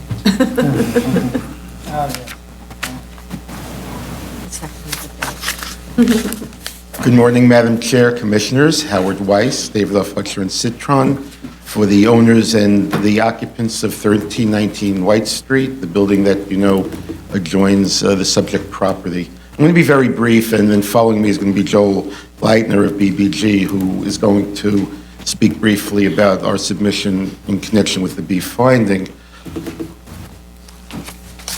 If one accepts what the applicant has posited with respect to the A finding, where this application still is lacking in terms of clarity and has been the continuing moving target is the B finding. And Mr. Leitner prepared, and we submitted to the board an analysis dated May 28 that responded to the last Hall's report, and still there is no, we believe, adequate and cogent response to some serious questions that still exist with respect to the financials. And although one may be persuaded that the site physically presents some challenges, as we know, that's not enough. That only opens the door to where an applicant has to be, which is with respect to satisfy certainly the B and the finding that are related. And still, there's really been no solid answer with respect to the deficiencies as to sellout time, retail vacancy rate, residential sales, and something else Mr. Leitner's going to address, and I'm going to conclude, is with respect to costs, particularly soft costs. And what we find is that, in fact, both with respect to the as of right and the proposed development, the applicant still is way off in terms of their bottom line as to the return on equity. And lastly, what I still find disturbing is that the applicant really has not failed to adequately examine alternatives that can get them to a minimum variance. For example, I think it's purposeful that the applicant did not at all analyze what would happen if they eliminated the setbacks and how that would affect the numbers.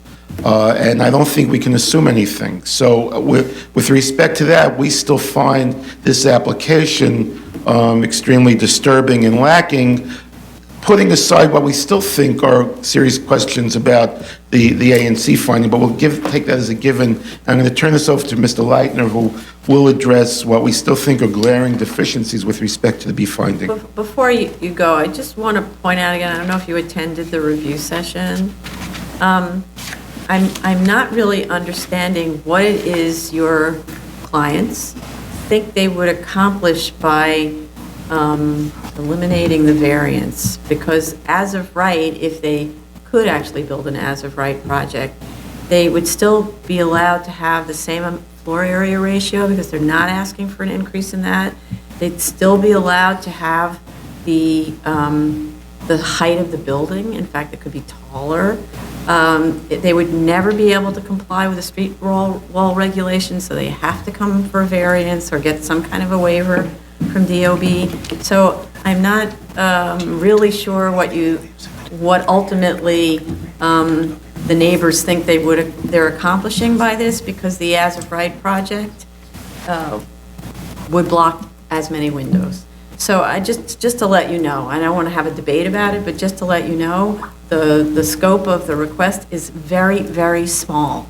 And I can go through those changes, but it's extremely small, one thing to the next. But, please bring Mr. Leitner.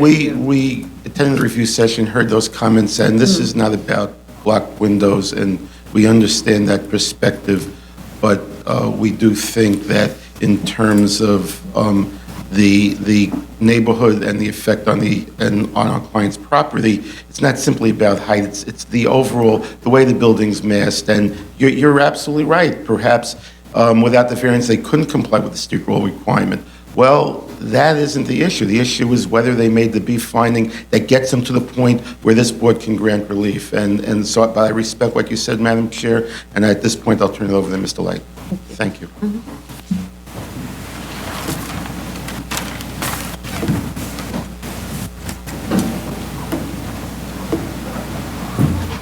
Hi, good morning. So on April... State your name for the record. Yes, sorry. Joel Leitner. And on April 28th, 2015, I submitted a document with charts based on Paul's letter dated March 20th, 2015.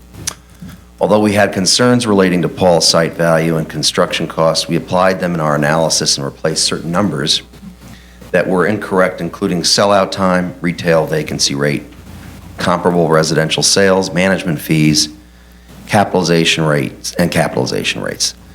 The result at that time was an as-of-right development rate of return of 8.23%. Subsequent to that meeting, Paul's has revised the land value, and their revisions, in my opinion, were well done, and the resulting land value of $11.9 million is reasonable, in my opinion. However, other than the site value, they really didn't address, I mean, I thought, from what I heard, they were charged to address all the other assumptions that were unsupported, and I didn't see in their recent letter additional support. So I've laid out in my letter to you for the differences in sellout timing, and I think I make it pretty clear that, and I provide proof with comparables at 290 West Street and 11 Beach Street, that pre-sales are definitely what's going on in this market. And even though we have a substantial difference. I still applied Paul's numbers in terms of sellout time, just for argument's sake, but I think they're wrong. The management fee I went over on page 3 of my letter, we have 1, 2, 3, 4, 5 comparables that range from 0.5% management fee to 2% management fee. We do have those management contracts. The average is 1.23%. We concluded at 3, and Paul's at 5. In terms of the capitalization rate, that's the clearest of them all. 7.5%. You couldn't find a real estate expert that would immediately say that that is just absolutely wrong in this market. What Paul's has done is they've used this realtyrates.com, and realtyrates.com is really catering to portfolio lenders nationwide, and local New York City banks do not rely on realty.com. What local New York banks rely on, and when you submit, if I were to submit an appraisal to a financial institution, and about 90% of my work is for financial institutions, and if I used realtyrates.com as my support, I would definitely have the appraisal thrown back to me, and if I kept doing it, they'd throw me off the list. Instead, What do you use? Instead, the financial institutions and most people in the market want to see are comparables. So I have 17 comparables, and I have their cap rates. There's a minimum of 2 that range from a minimum of 2.5% to a maximum of 5.53% with an average of 4%. Clearly, 7.5% is way out of whack in this market. I mean, it's just hasn't been 7.5% for years. So I think Paul's biggest mistake and assumption is 2 things. One, the cap rates, and also the soft costs, which I'll get to shortly after. Also, we looked at CoStar, and CoStar is a search engine that actually looks at local markets instead of portfolio nationwide. Even though they do this nationwide, they look at it market by market, unlike realtyrates.com. And the CoStar average capitalization rate in Manhattan was 4.99%. In terms of the vacancy rate, again, Paul's, relies on that realtyrates.com, and also makes the statement that the BSA has generally accepted 10% as an appropriate vacancy rate for commercial space, so therefore, they're going to apply the 10%. That really, to me, has no bearing on the Tribeca market. And here, when we look at a local vacancy chart on page 5 of my report that goes district by district instead of a nationwide search. When you go district by district in Tribeca, they show a 1% vacancy rate. And we did we eyeballed, walked up and down the streets of the neighborhood, and just our own observation was that 1% seems reasonable, so we applied a 3% conservative vacancy rate. 10% just doesn't make sense. Soft costs. So Paul's has a statement that typically soft costs are 15 to 25%, but then goes on to adopt soft costs of over 40%.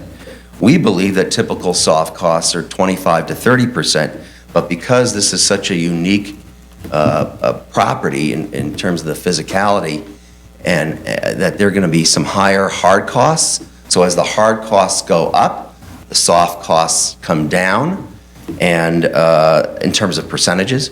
And we think a 25% soft cost is reasonable. However, in our charts that we have here on page 7 and 8, we, for argument's sake, apply Paul's overstated soft costs, and we still arrive at an annual return of 12.09% for as of right and 36.75% for the proposed. Now, if we had adjusted the soft costs to reflect 25% of hard costs, the returns go up to over 20% for as of right and over 50% for proposed. And 36, 50%, these are numbers that developers would fell over. I mean, that, you don't see that.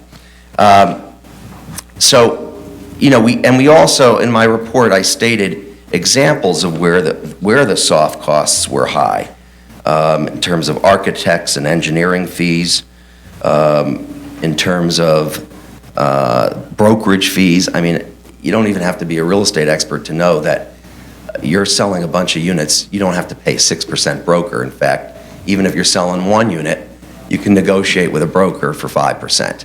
And certainly if you have multiple units, nobody pays 6% to brokers. And then they have management and builders fees over $1 million. It's very high. So that's really, you know, those are my professional findings, and I'm willing to take any questions. Thank you very much. Are there any questions? Do you have any questions? Thank you. Thank you so much. Bye. Any other speakers on this? Applicant.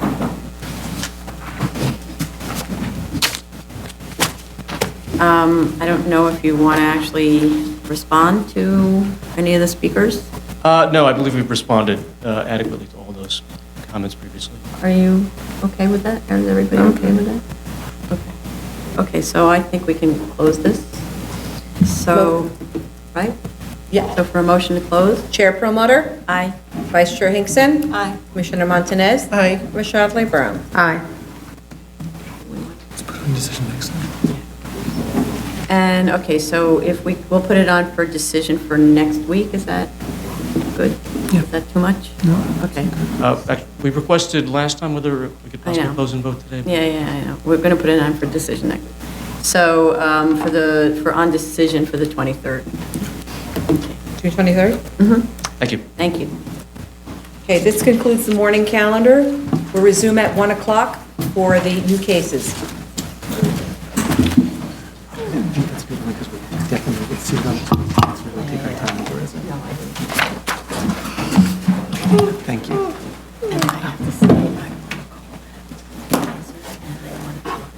We're still on camera. Tick-tock, it's 1 o'clock. Good afternoon, this is the Board of Standards and Appeals public hearing for June 16, 2015. We're on the zoning calendar, new cases. Item number 1, 243-14BZ, 1660 Richmond Avenue, Staten Island.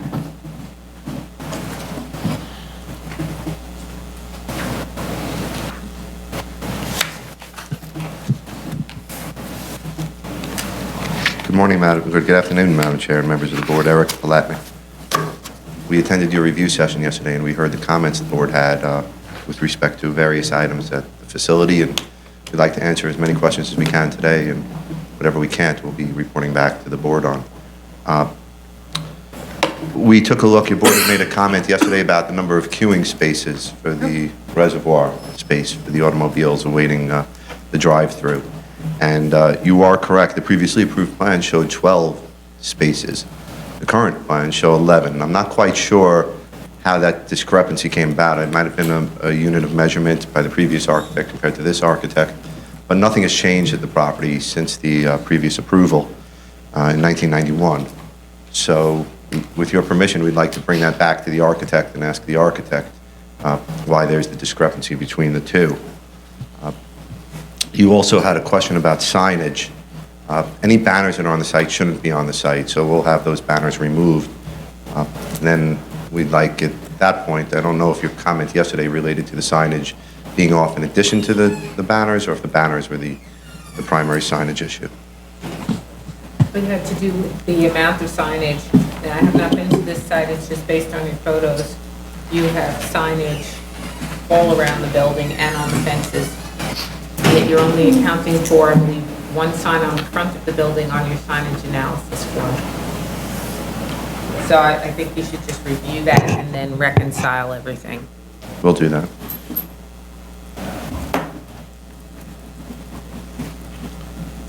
There was a question yesterday also about the sound board, about the sound for the menu board. I'm not quite sure what the question of the board was. Well, the general question, because the drawings were illegible, right? So we actually couldn't see much about where the location of the drive-up is and the sort of where you request the order and where you pick it up. And then there was no information, provided about the kind of menu board. So normally we ask for a menu board that has a limiter, a sound attenuator. And so there needs to be some information about the menu board. We'd be happy to provide that to you. We can give you what the decibel levels are and so forth and so on of the menu board. And the limiting. And a limiter. But usually the limiters are put in place when there's residential nearby. There's residential nearby. That's what I was confused by the board's comment about that yesterday. So let's just stay with there for a second. So you're going to provide information about the menu board and the attenuation and all that sort of thing? Yes, and we'll also provide, I saw on the plans where the board could have some confusion. They didn't mark the pay window on the plan. Yeah. So we'll mark the pay window as a pay window. But I mean, part of it is we've actually not been able to review the drawings because what was mounted as a PDF was completely washed out. Yeah, I don't So know, you your can't examiners see never it. told us that. We didn't know that it didn't come through. Our copies are crystal clear, so.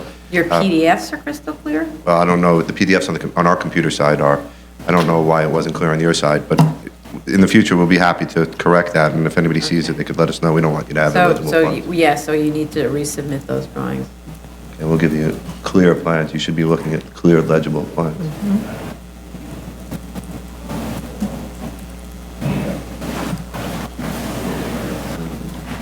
And we wanted to understand how ordering and pickup works, like. We'll what is provide the program for the pickups of it, but the gist of it is that the order is placed at the menu board, where it's indicated on the plans. It says existing menu board, and then they drive around to the first window that you see that's not marked, and that's where you pay, and then the next window is the pickup window. And I apologize. As I said before, I see that was not marked for the pay window, but we will get that marked up for you, and we'll provide a clear discussion of the program for the board. Okay, then the other question had to do with the prior grant that makes reference to a CPC action and a conditional neg deck. Yeah, we're trying to find that right now. We don't have that available, but we'll get our hands on that so the board is clear as far as to what the CPC action is. And the neg deck. And the neg deck.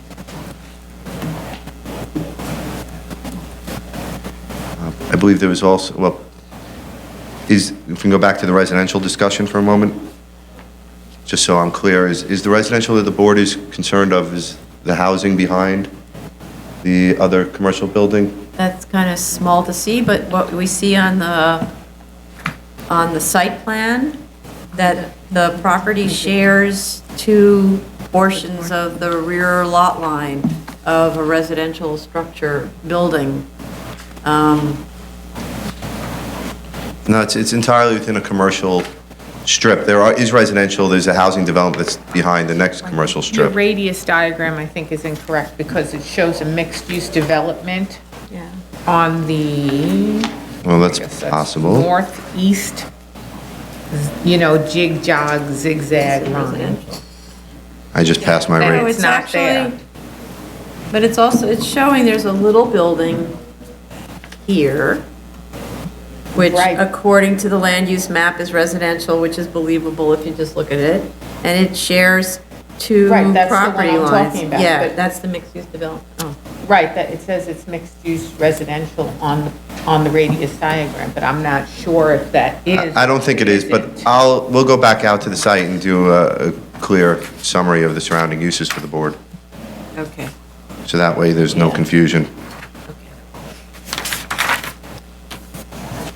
And we'll also give you the decibel information on the soundboard, and then I guess at that point, once you have more information, perhaps you could guide us as to how you'd like to see the limiter and what volumes you'd like to see it at.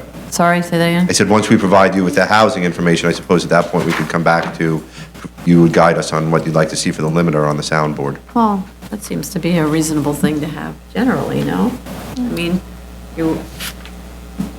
This noise pollution is noise pollution. The reason for the limiters is because it's unnecessarily loud. The people down the street don't need to know that you just ordered a burger. This is true. This is true. I will find out all the information for you, and we'll report back to the board on that. And I believe the board also had a question related to the garbage pickup. We will speak to the carting company and see if they can move the times up so that it's earlier instead of at 4 a.m., and we'll report back to the board.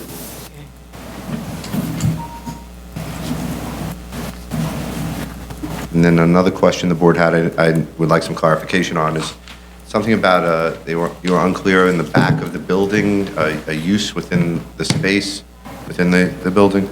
You've got a driveway that enters into the commercial Yes, it's just a lot. shared parking, a shared access. So is that the only access to that rear lot, the commercial lot? I believe it That's is. adjoining it? So you have a lot of traffic that's going straight through to that other lot? I'm not sure of the volume of traffic. I haven't sat and Could you surveyed it, just but give us some more information about that? about the connection between the two? Yeah. Yeah, sure. Is it the There's an same exit. owner? Is it one lot on the same owner? I don't know the answer to that. I could find out. There's actually an egress and an ingress from the adjacent lot. There's a what? Sorry? An entrance and an exit onto the adjacent lot. We'll get more information for the board. I know the Staten Island City Planning is, since this has been actually acted upon, is actually encouraged cross-access between uses within shopping centers and actually drafted that into the zoning resolution. I don't know what the origin of this was because this predates that text change. I think that was in the mid-2000s, but this is from 91. So we'll be happy to take a look and let the board know. It might be related perhaps to the CPC action, and we'll find out. Oh, okay. It's possible. We'll find out, then we'll report back. Okay, any other, did we leave anything else? Yeah, you've got a discrepancy in your occupancy load. Yeah, that's what I was going to raise that. I see on the C of O, where was my notes? It listed 100, it lists on the one that, the C of O that we submitted in August 1994, so it's 140. And then you've got 133 on your PA, I think, and 110 on the drawing somewhere. So figure out how many people you have in the building. I'll speak with the architect and we'll report back.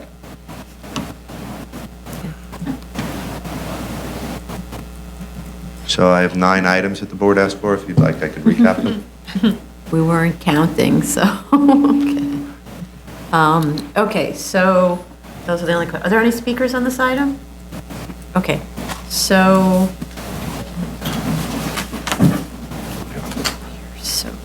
Let me just get my calendar.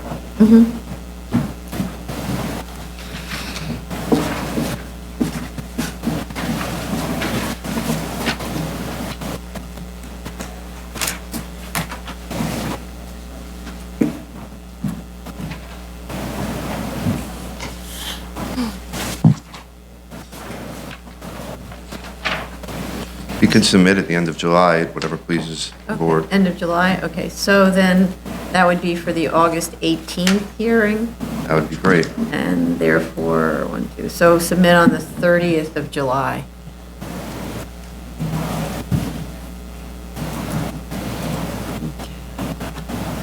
Thank you. Thank you. Item number, take this, Eric. come. Item number 2, 244 14BZ, 22 West 32nd Street, Manhattan. Gesundheit. One more. It's the worst bodily function of a lawyer. You cannot talk while you sneeze, so it cripples you. Eric Palatnik again on behalf of the applicant, K-Town Sauna. We attended your review session yesterday, and we know that your board had some questions, and we'd be happy to answer any questions the board had. We did take note, starting off at the simplest, of that you'd like some clarification on the number of occupants on each floor. We'll make sure that the math all adds up, but as we state in our papers, there's 138 persons on the 3rd floor, which includes staff of 33 people and 105 customers. And we should have totaled the 2nd floor for 167 people, which would be 148 customers and 19 staff members. Sorry, the 2nd floor has how many? 148 customers room for 148 customers, and 19 employees. So we'll add up the total for, And what about the fourth floor? that is the, I'm sorry, that's the fourth floor. The third, I apologize if I misspoke. The third floor is 138 total. The fourth floor is 167 total. Okay, so, okay. And we'll put that into our writings.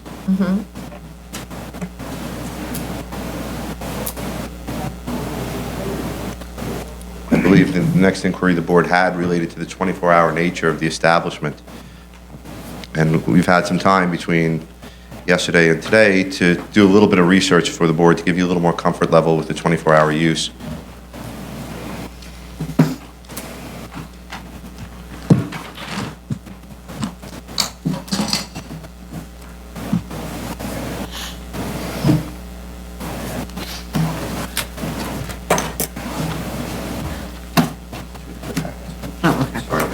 No, it's okay. That's fun.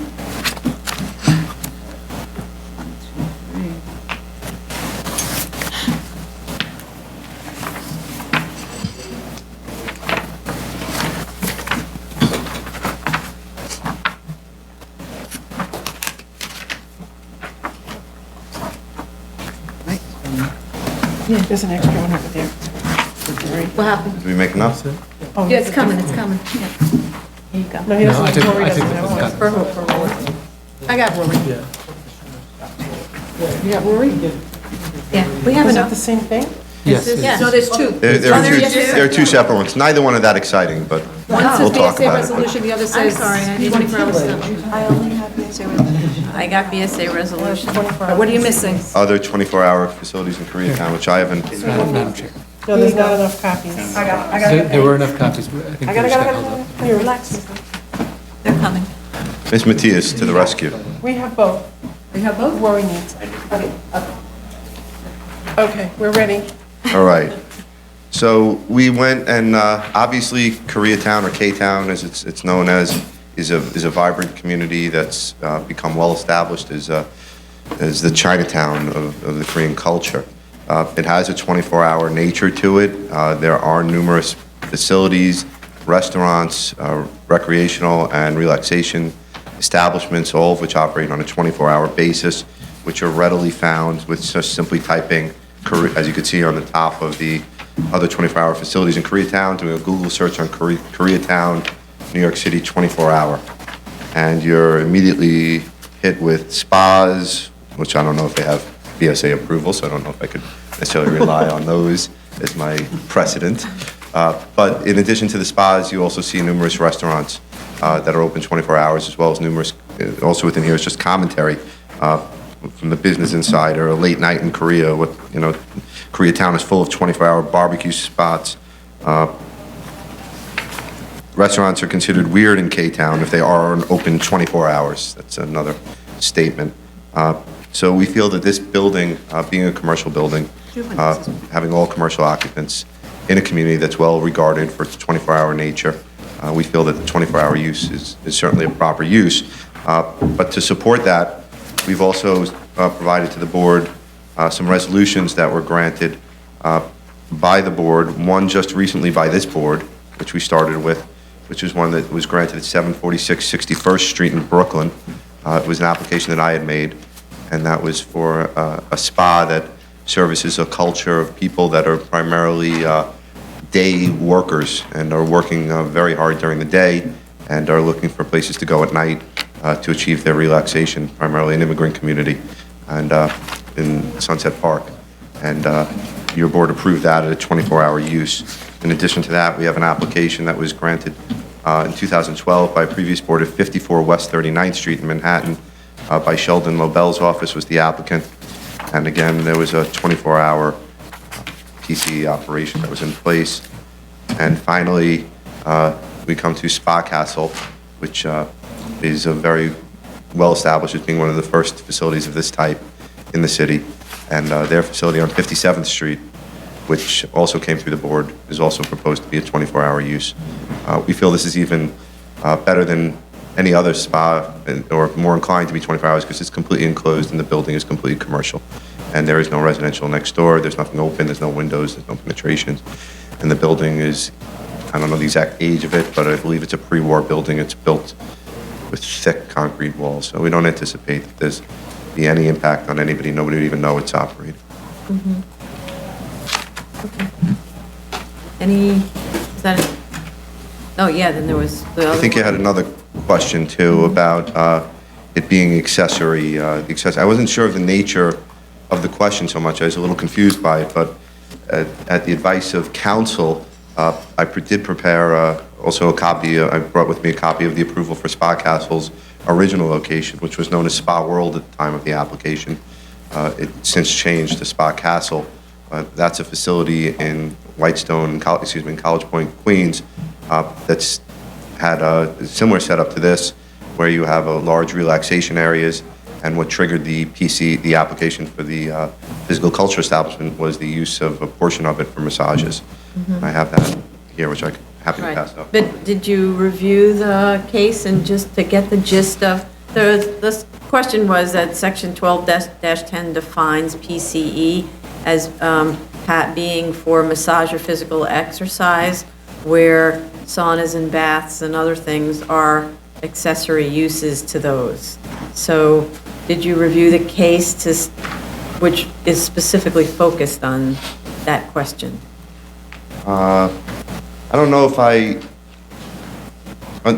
still totally understand what the board is asking, but So in this case, you've got a very large facility. What did we have here?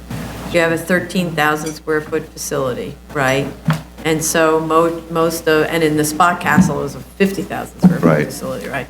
And so in Spa Castle, to use that as an example, you had 50,000 square feet, and only whatever the number was that you agree on, 8,000, 4,000, something like that, was devoted to massage, right? So, and where massage is part of the definition of PCE is either that the PCE provides massage services or physical activity. Right. And that the pools, saunas, all of that are accessory there too, right? So the same question was here. is the language that you're talking about, the asterisk in section 7336, where therapeutic or relaxation services may be provided only as accessory to programmed facilities, as described in paragraphs A2I through A24 of this section? Well, it's actually the definition of PCE in section 1210. Okay, I did not refer to section 1210, but I guess you're... Perhaps council would respond just in writing. Yeah. Yeah, we'd be happy to. I'm still having a little... No, I maybe- just want you to understand the question. So if you Yeah, look I'm up still having on a trouble section grasping 12-10, the definition of a PCE, which I only paraphrased here, I think, is that the principal states that a PCE is an establishment where the principal activity is a massage services or physical exercise services, and that saunas, baths, all that other stuff are to be accessory to the principal use, which is massage or physical exercise. So if you look at section 12-10 and then look at the Spa Castle decision or Spa World decision, discuss that and how that applies to your situation We'd be happy here. to. Be happy to address it. I had the question about the notes. You're going to sprinkler the entire Yes, facility? yes. Then you should change your notes. You have that in parentheses, if required by the board based on fire department recommendation on each of the We'll change that pages. to actually be sprinkled. Yes, that it will be done. We'll be happy. Just for the record, Juvenex Spa was approved by the board at 25 West 32nd Street. So that's a legal PC. You listed it on this thing. It is approved by the board at 25. Thank you for doing that research so quickly. She just knows every case by heart. Institutional memory. There you go. Okay, All right, we understand what you're looking for us to provide, and I think we could satisfy. okay, good. Are there any speakers on this? Okay, so same schedule, or? If possible, if the board can move this any faster, only because the other one was a legalization and it's in business, this is, they're Okay. paying the rent on it, and Okay, we could so respond we quickly. could handle, you could do a July 9th submission Yes. for July 28th hearing? That would be fantastic, thank you. And I think Thank maybe you we very could much. close this, because it's Thank just zero, right? Okay. So So July for a 9th, motion to close? so July 9th for July 28th hearing? Yes. Okay. So motion to To close. close.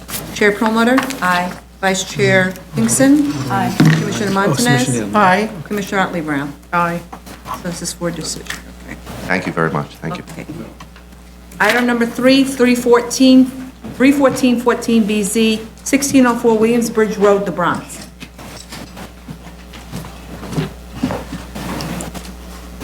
Good afternoon, Jordan Most from Sheldon LaBelle, on behalf of the applicant. There are a couple of things that I guess I can try and respond to with respect to yesterday's review session. We took a look at, although we have really, I guess, a fairly conclusory statement in the statement of facts regarding open space and lot coverage in the area, we took a deeper look and will provide the board with an analysis and a table that shows that the lot coverage for the property is actually, if we look at it three ways, there's the required lot coverage for properties in the zoning district and in this area, which is a 60% maximum lot coverage. This building is at 35% lot coverage, and the buildings so that's just from a pure zoning perspective, we're well under the lot coverage maximum. But also from an as-built context, the average that we saw when we looked at lots within a 200-foot radius of the property were closer to 55% at lot coverage. So we're still well under lot coverage from an as-built perspective as well as from a zoning resolution perspective. But we'll provide you with a table and modify and revise the statement of facts And accordingly. a map to show And us. yeah, we'll identify and, yes. Right, because otherwise, how are you coming to this conclusion that We'll it's show you, 50%? I mean, it's not, lot coverage data is not so readily available. We look at it based on building footprints and Right. estimate it based on that. So we'll provide you with that map and indicate as such.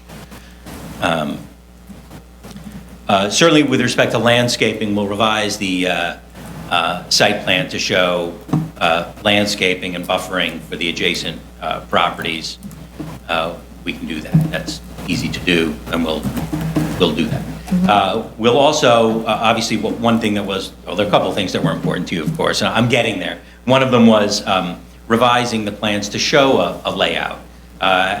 The applicant's been in discussions with a few different medical tenants, and since there hadn't been anything firmed up, but we'll show a typical plan with exam rooms and office and lobby and reception and so forth for basically those three floors of proposed community facility use. We'd like to be able to make it sort of for illustrative purposes, only because maybe it would be subject to partitions moving or Yeah. something along those lines. There was a question also with respect to the hours of operation, and I think while we may have indicated that the facility would operate between 9 and 5, we can also say that the facility would only operate during weekdays. So it would be a Monday to Friday, and we'll, of course, revise the statement of facts accordingly. So it would be Monday to Friday, 9 to 5 would be the hours of operation. Obviously, then, I think the most important thing that the board spoke to was access and transit.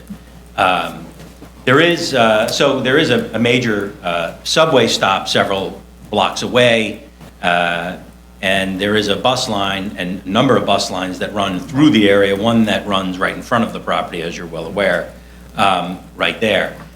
The building with while it has FAR, a floor area, zoning floor area of about 4,100 square feet and about 4,700 square feet when we include the space that's in the cellar, because that's how this, that use gets counted, that generates about 9.3 spaces, I think, based on the 1 per 500 parking requirement for that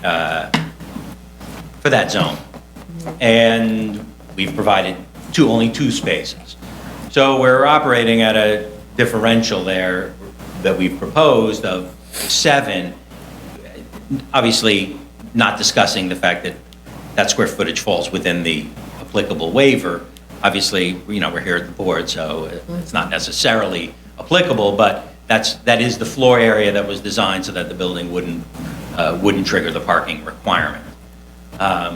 So we'd like to be able to not have to provide parking on what is a very small site, in light of the transit available in the area and the perception and understanding that, or the belief that most of the medical operations in the area are locally oriented, and a lot of people wind up walking to these places.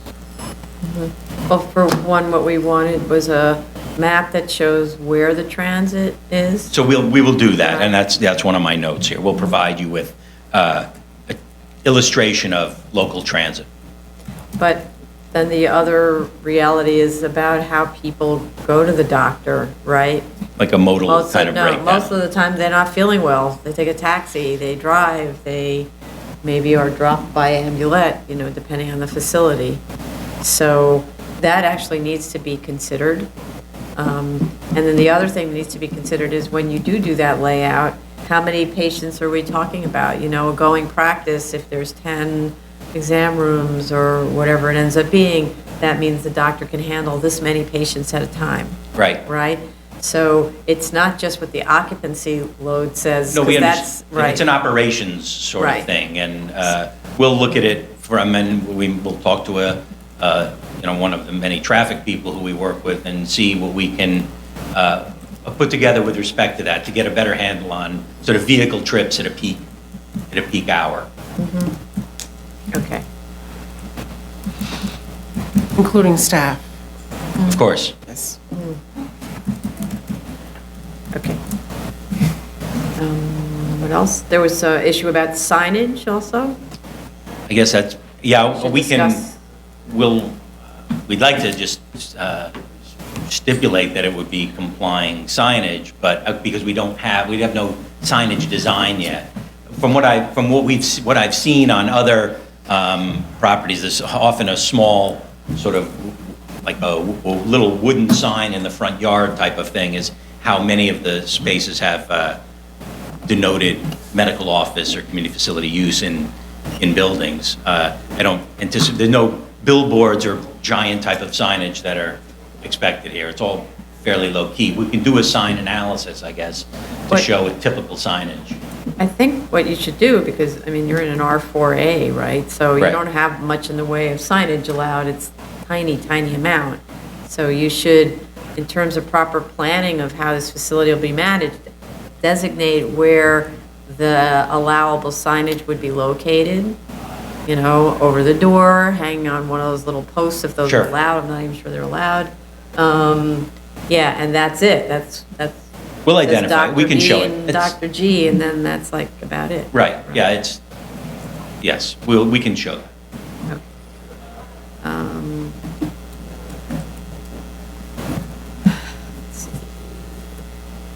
So, and then in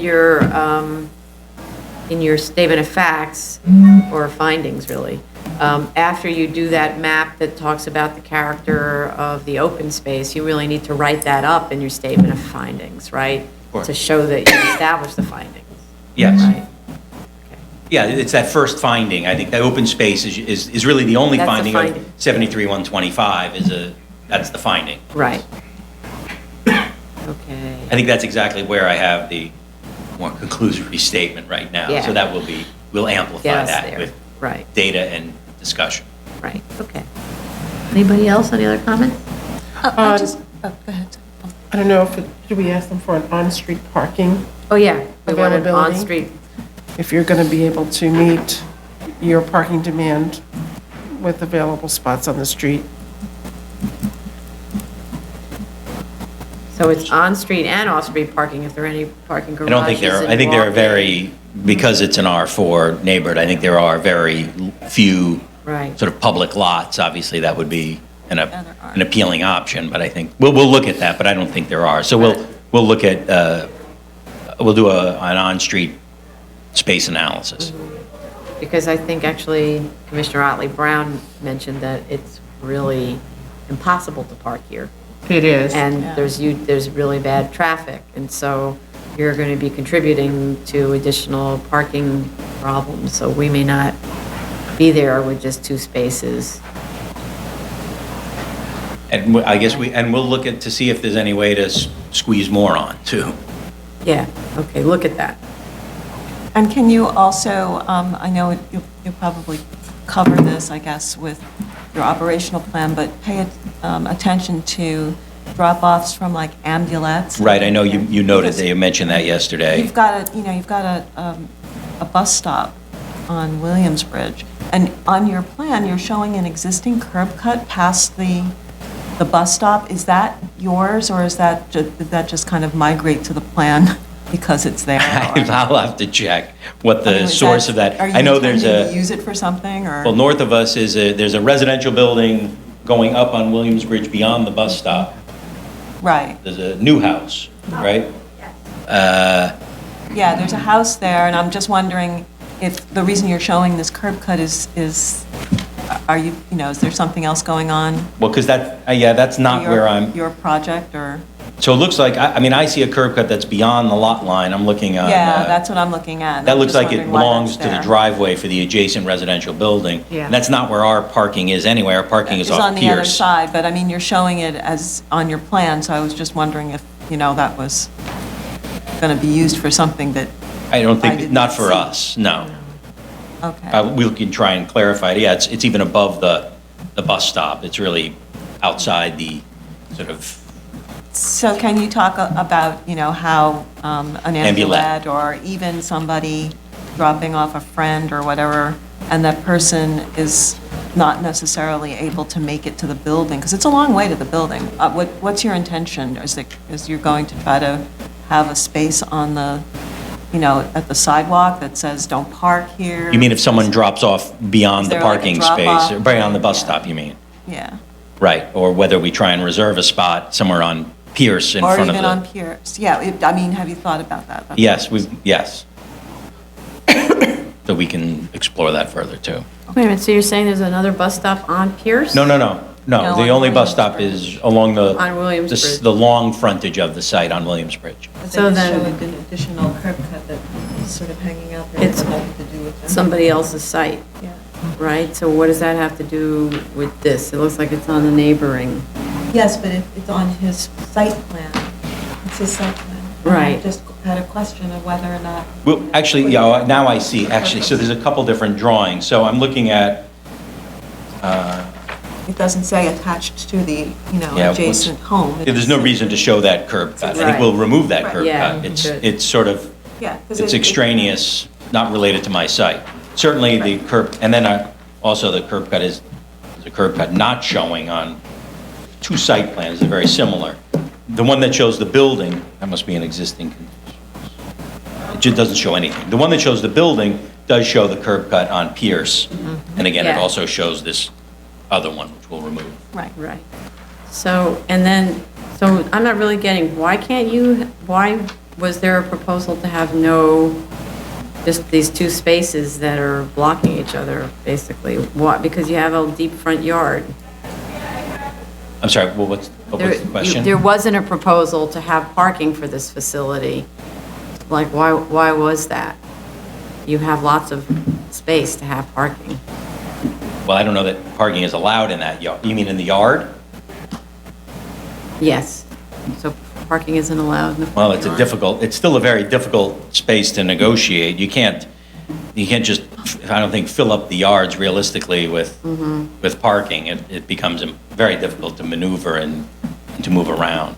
No, but you could probably, I mean, I'm not sure why you have two cars in tandem. I assume you're More of a thinking staff that they thing, would I be think. staff or something like that. So I would just ask, why not three cars in tandem? Well, like I said, if there's any way we can even, we'll try and accommodate. If it's stacked and someone can always run down and move a car for someone, we can maybe accommodate more. I just had asked the question in my mind, why two spaces? What was your thinking? Because if you have enough space for additional parking, because you might have more than two, you need two cars for staff. You've got, even three doctors. It's possible that there could be as many as, right, 3 doctors, 2 or 3 doctors, probably, right. There was no explanation as to why two cars were the optimum. I guess that's the issue. Maybe just, stacking cars deeper just becomes more cumbersome. But then you should, Okay. put the question to bed. Okay. Yeah, so parking's going to be a big issue here, so need a little creativity about that subject. Understood. Okay. Okay, any other comments about this? Are there any speakers on this? Yeah, gentleman in the back. We have speakers. Yeah. Come forward. Oh. Okay. Sorry. State your name for the record. You have 3 minutes. Jeremy Warnicki, I'm the district manager at Community Board 11 in the Bronx. Sorry, sir. And thank you for having me today. I want to especially thank Roy and Ryan for always being very helpful when I need assistance. I brought 4 copies of, or 5 copies. I'm going to need 1 just to read a few things off in terms of how our board voted. Should I leave these? So the board met with the applicant in December 2015, and was actually the committee, the Land Use Committee, Community Board 11. Based on that meeting, they made a vote, which went to the full board in January 2015, and they unanimously voted to object to the application as stands. And there are 9 points here on these handouts, but I'll just briefly summarize each point. So the first concern was who would actually be renting the space. The second concern, which the board here seems to be addressing pretty well, is allowance for ambulatory or accessorized parking drop-off.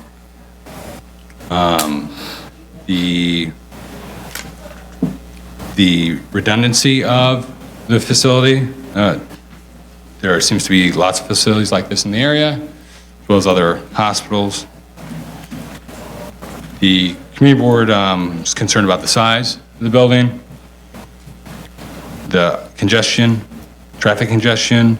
That's item number 5. Number 6, is there some type of term limit for this permit? We're not aware of one. And the parking spaces in terms of how many employees are there going to be, therefore what parking is available in the area. I happen to personally live in the area, so I could personally speak to that. And last 2 points, point 8 and point 9. Once again, with the other healthcare facilities, especially with Montefiore and Weiler Hospital, there tends to be a lot of employees who park in the area, further congesting the area and restricting parking. And the community board wanted to know, they felt like there's no substantial answer in terms of what the developer might do to help the community with this special permit. To help the community, what do you mean? They always look for, the community board is interested in why would this be a help to the area? Or, and maybe it's a redundant point. What benefit is it to the area? Yes, maybe it's a redundant point, but those are the main points I got. And that was actually, that's probably redundant. Okay. Okay. Thank you. Any questions? No? Thank you. Thank you. Any other speakers? Thanks.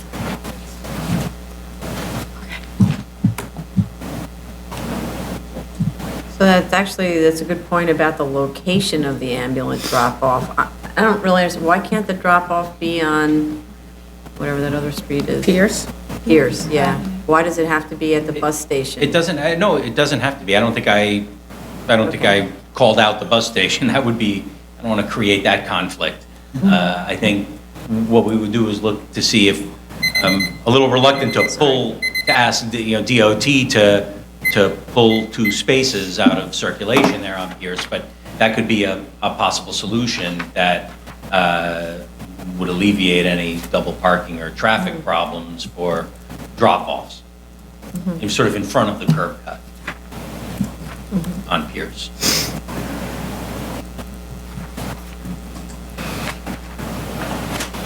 Okay.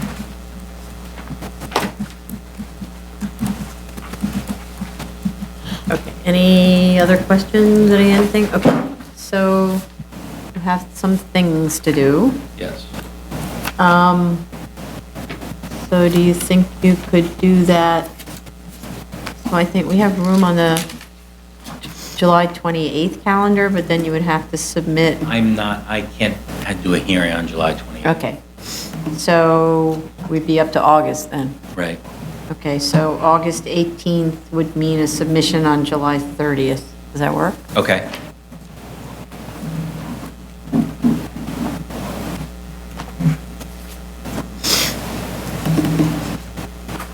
Okay, Thank you. Thank you. Item number 4, 2-15BZ, 31 West 19th Street, Manhattan. Good afternoon, Jay Goldstein for the applicant. I attended yesterday's review session. I'd like to address the questions one by one. With regard to the FDNY and DOB sign-off of the sprinkler and fire alarm system, we're in talks with FDNY and DOB to have them come down and do the inspection and give us the sign-off. We don't anticipate any problems. As soon as it's available, I'll submit it to the board.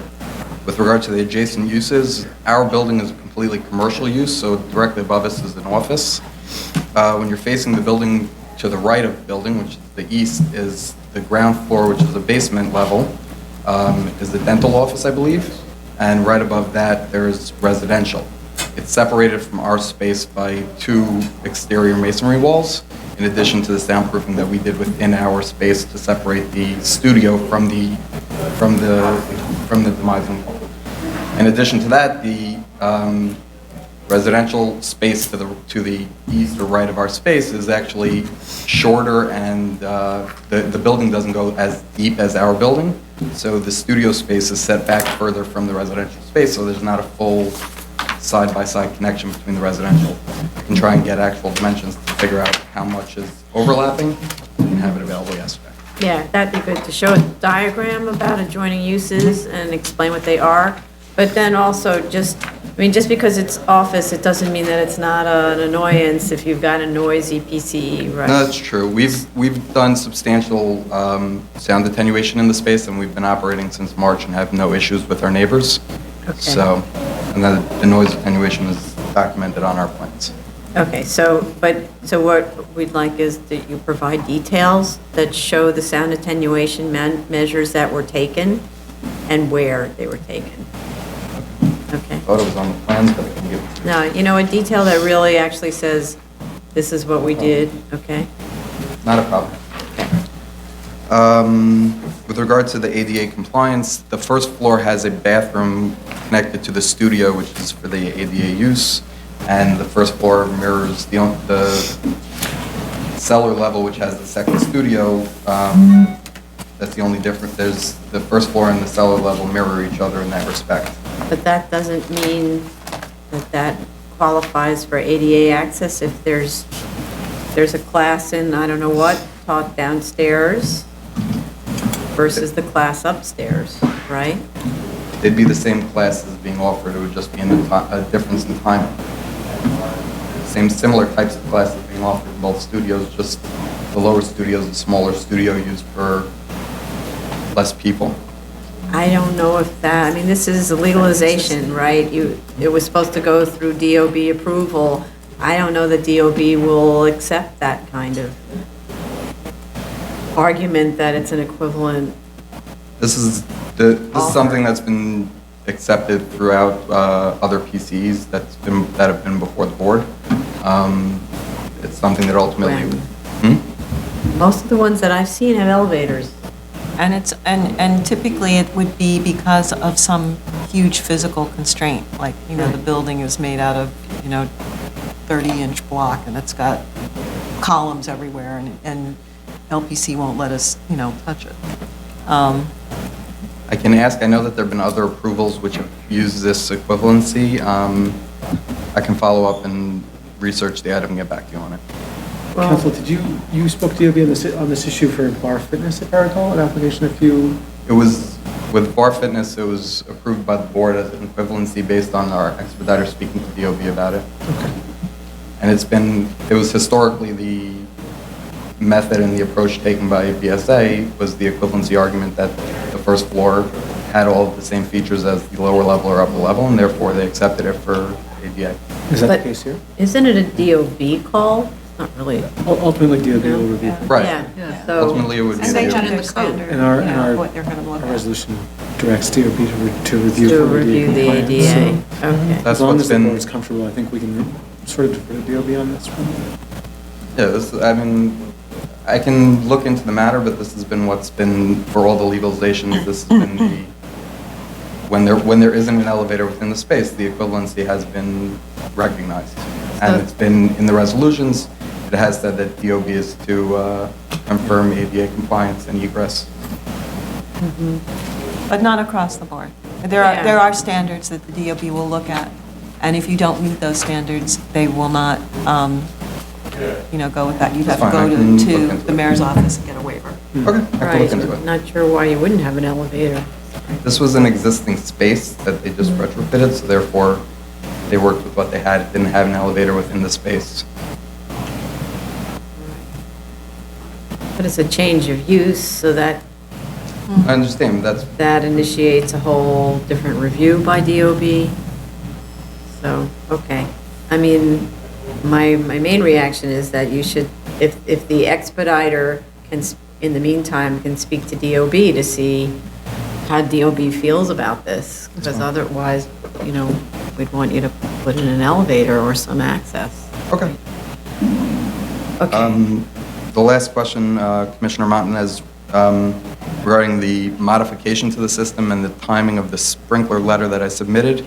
Right. The application permits that I know, I got the years mixed up. Yeah, okay. But then the engineer, why didn't the engineer just file the, The engineers all been telling me that, well, it's for PCE, so when we get the PCE approved, we'll get the sign-off. So I gave them the letter from the fire department, said go to DOB and schedule your inspections to get the sign-offs. So when they're available. So, but we are Right. going to get the inspections now, Yeah. right? You're going to do that, okay.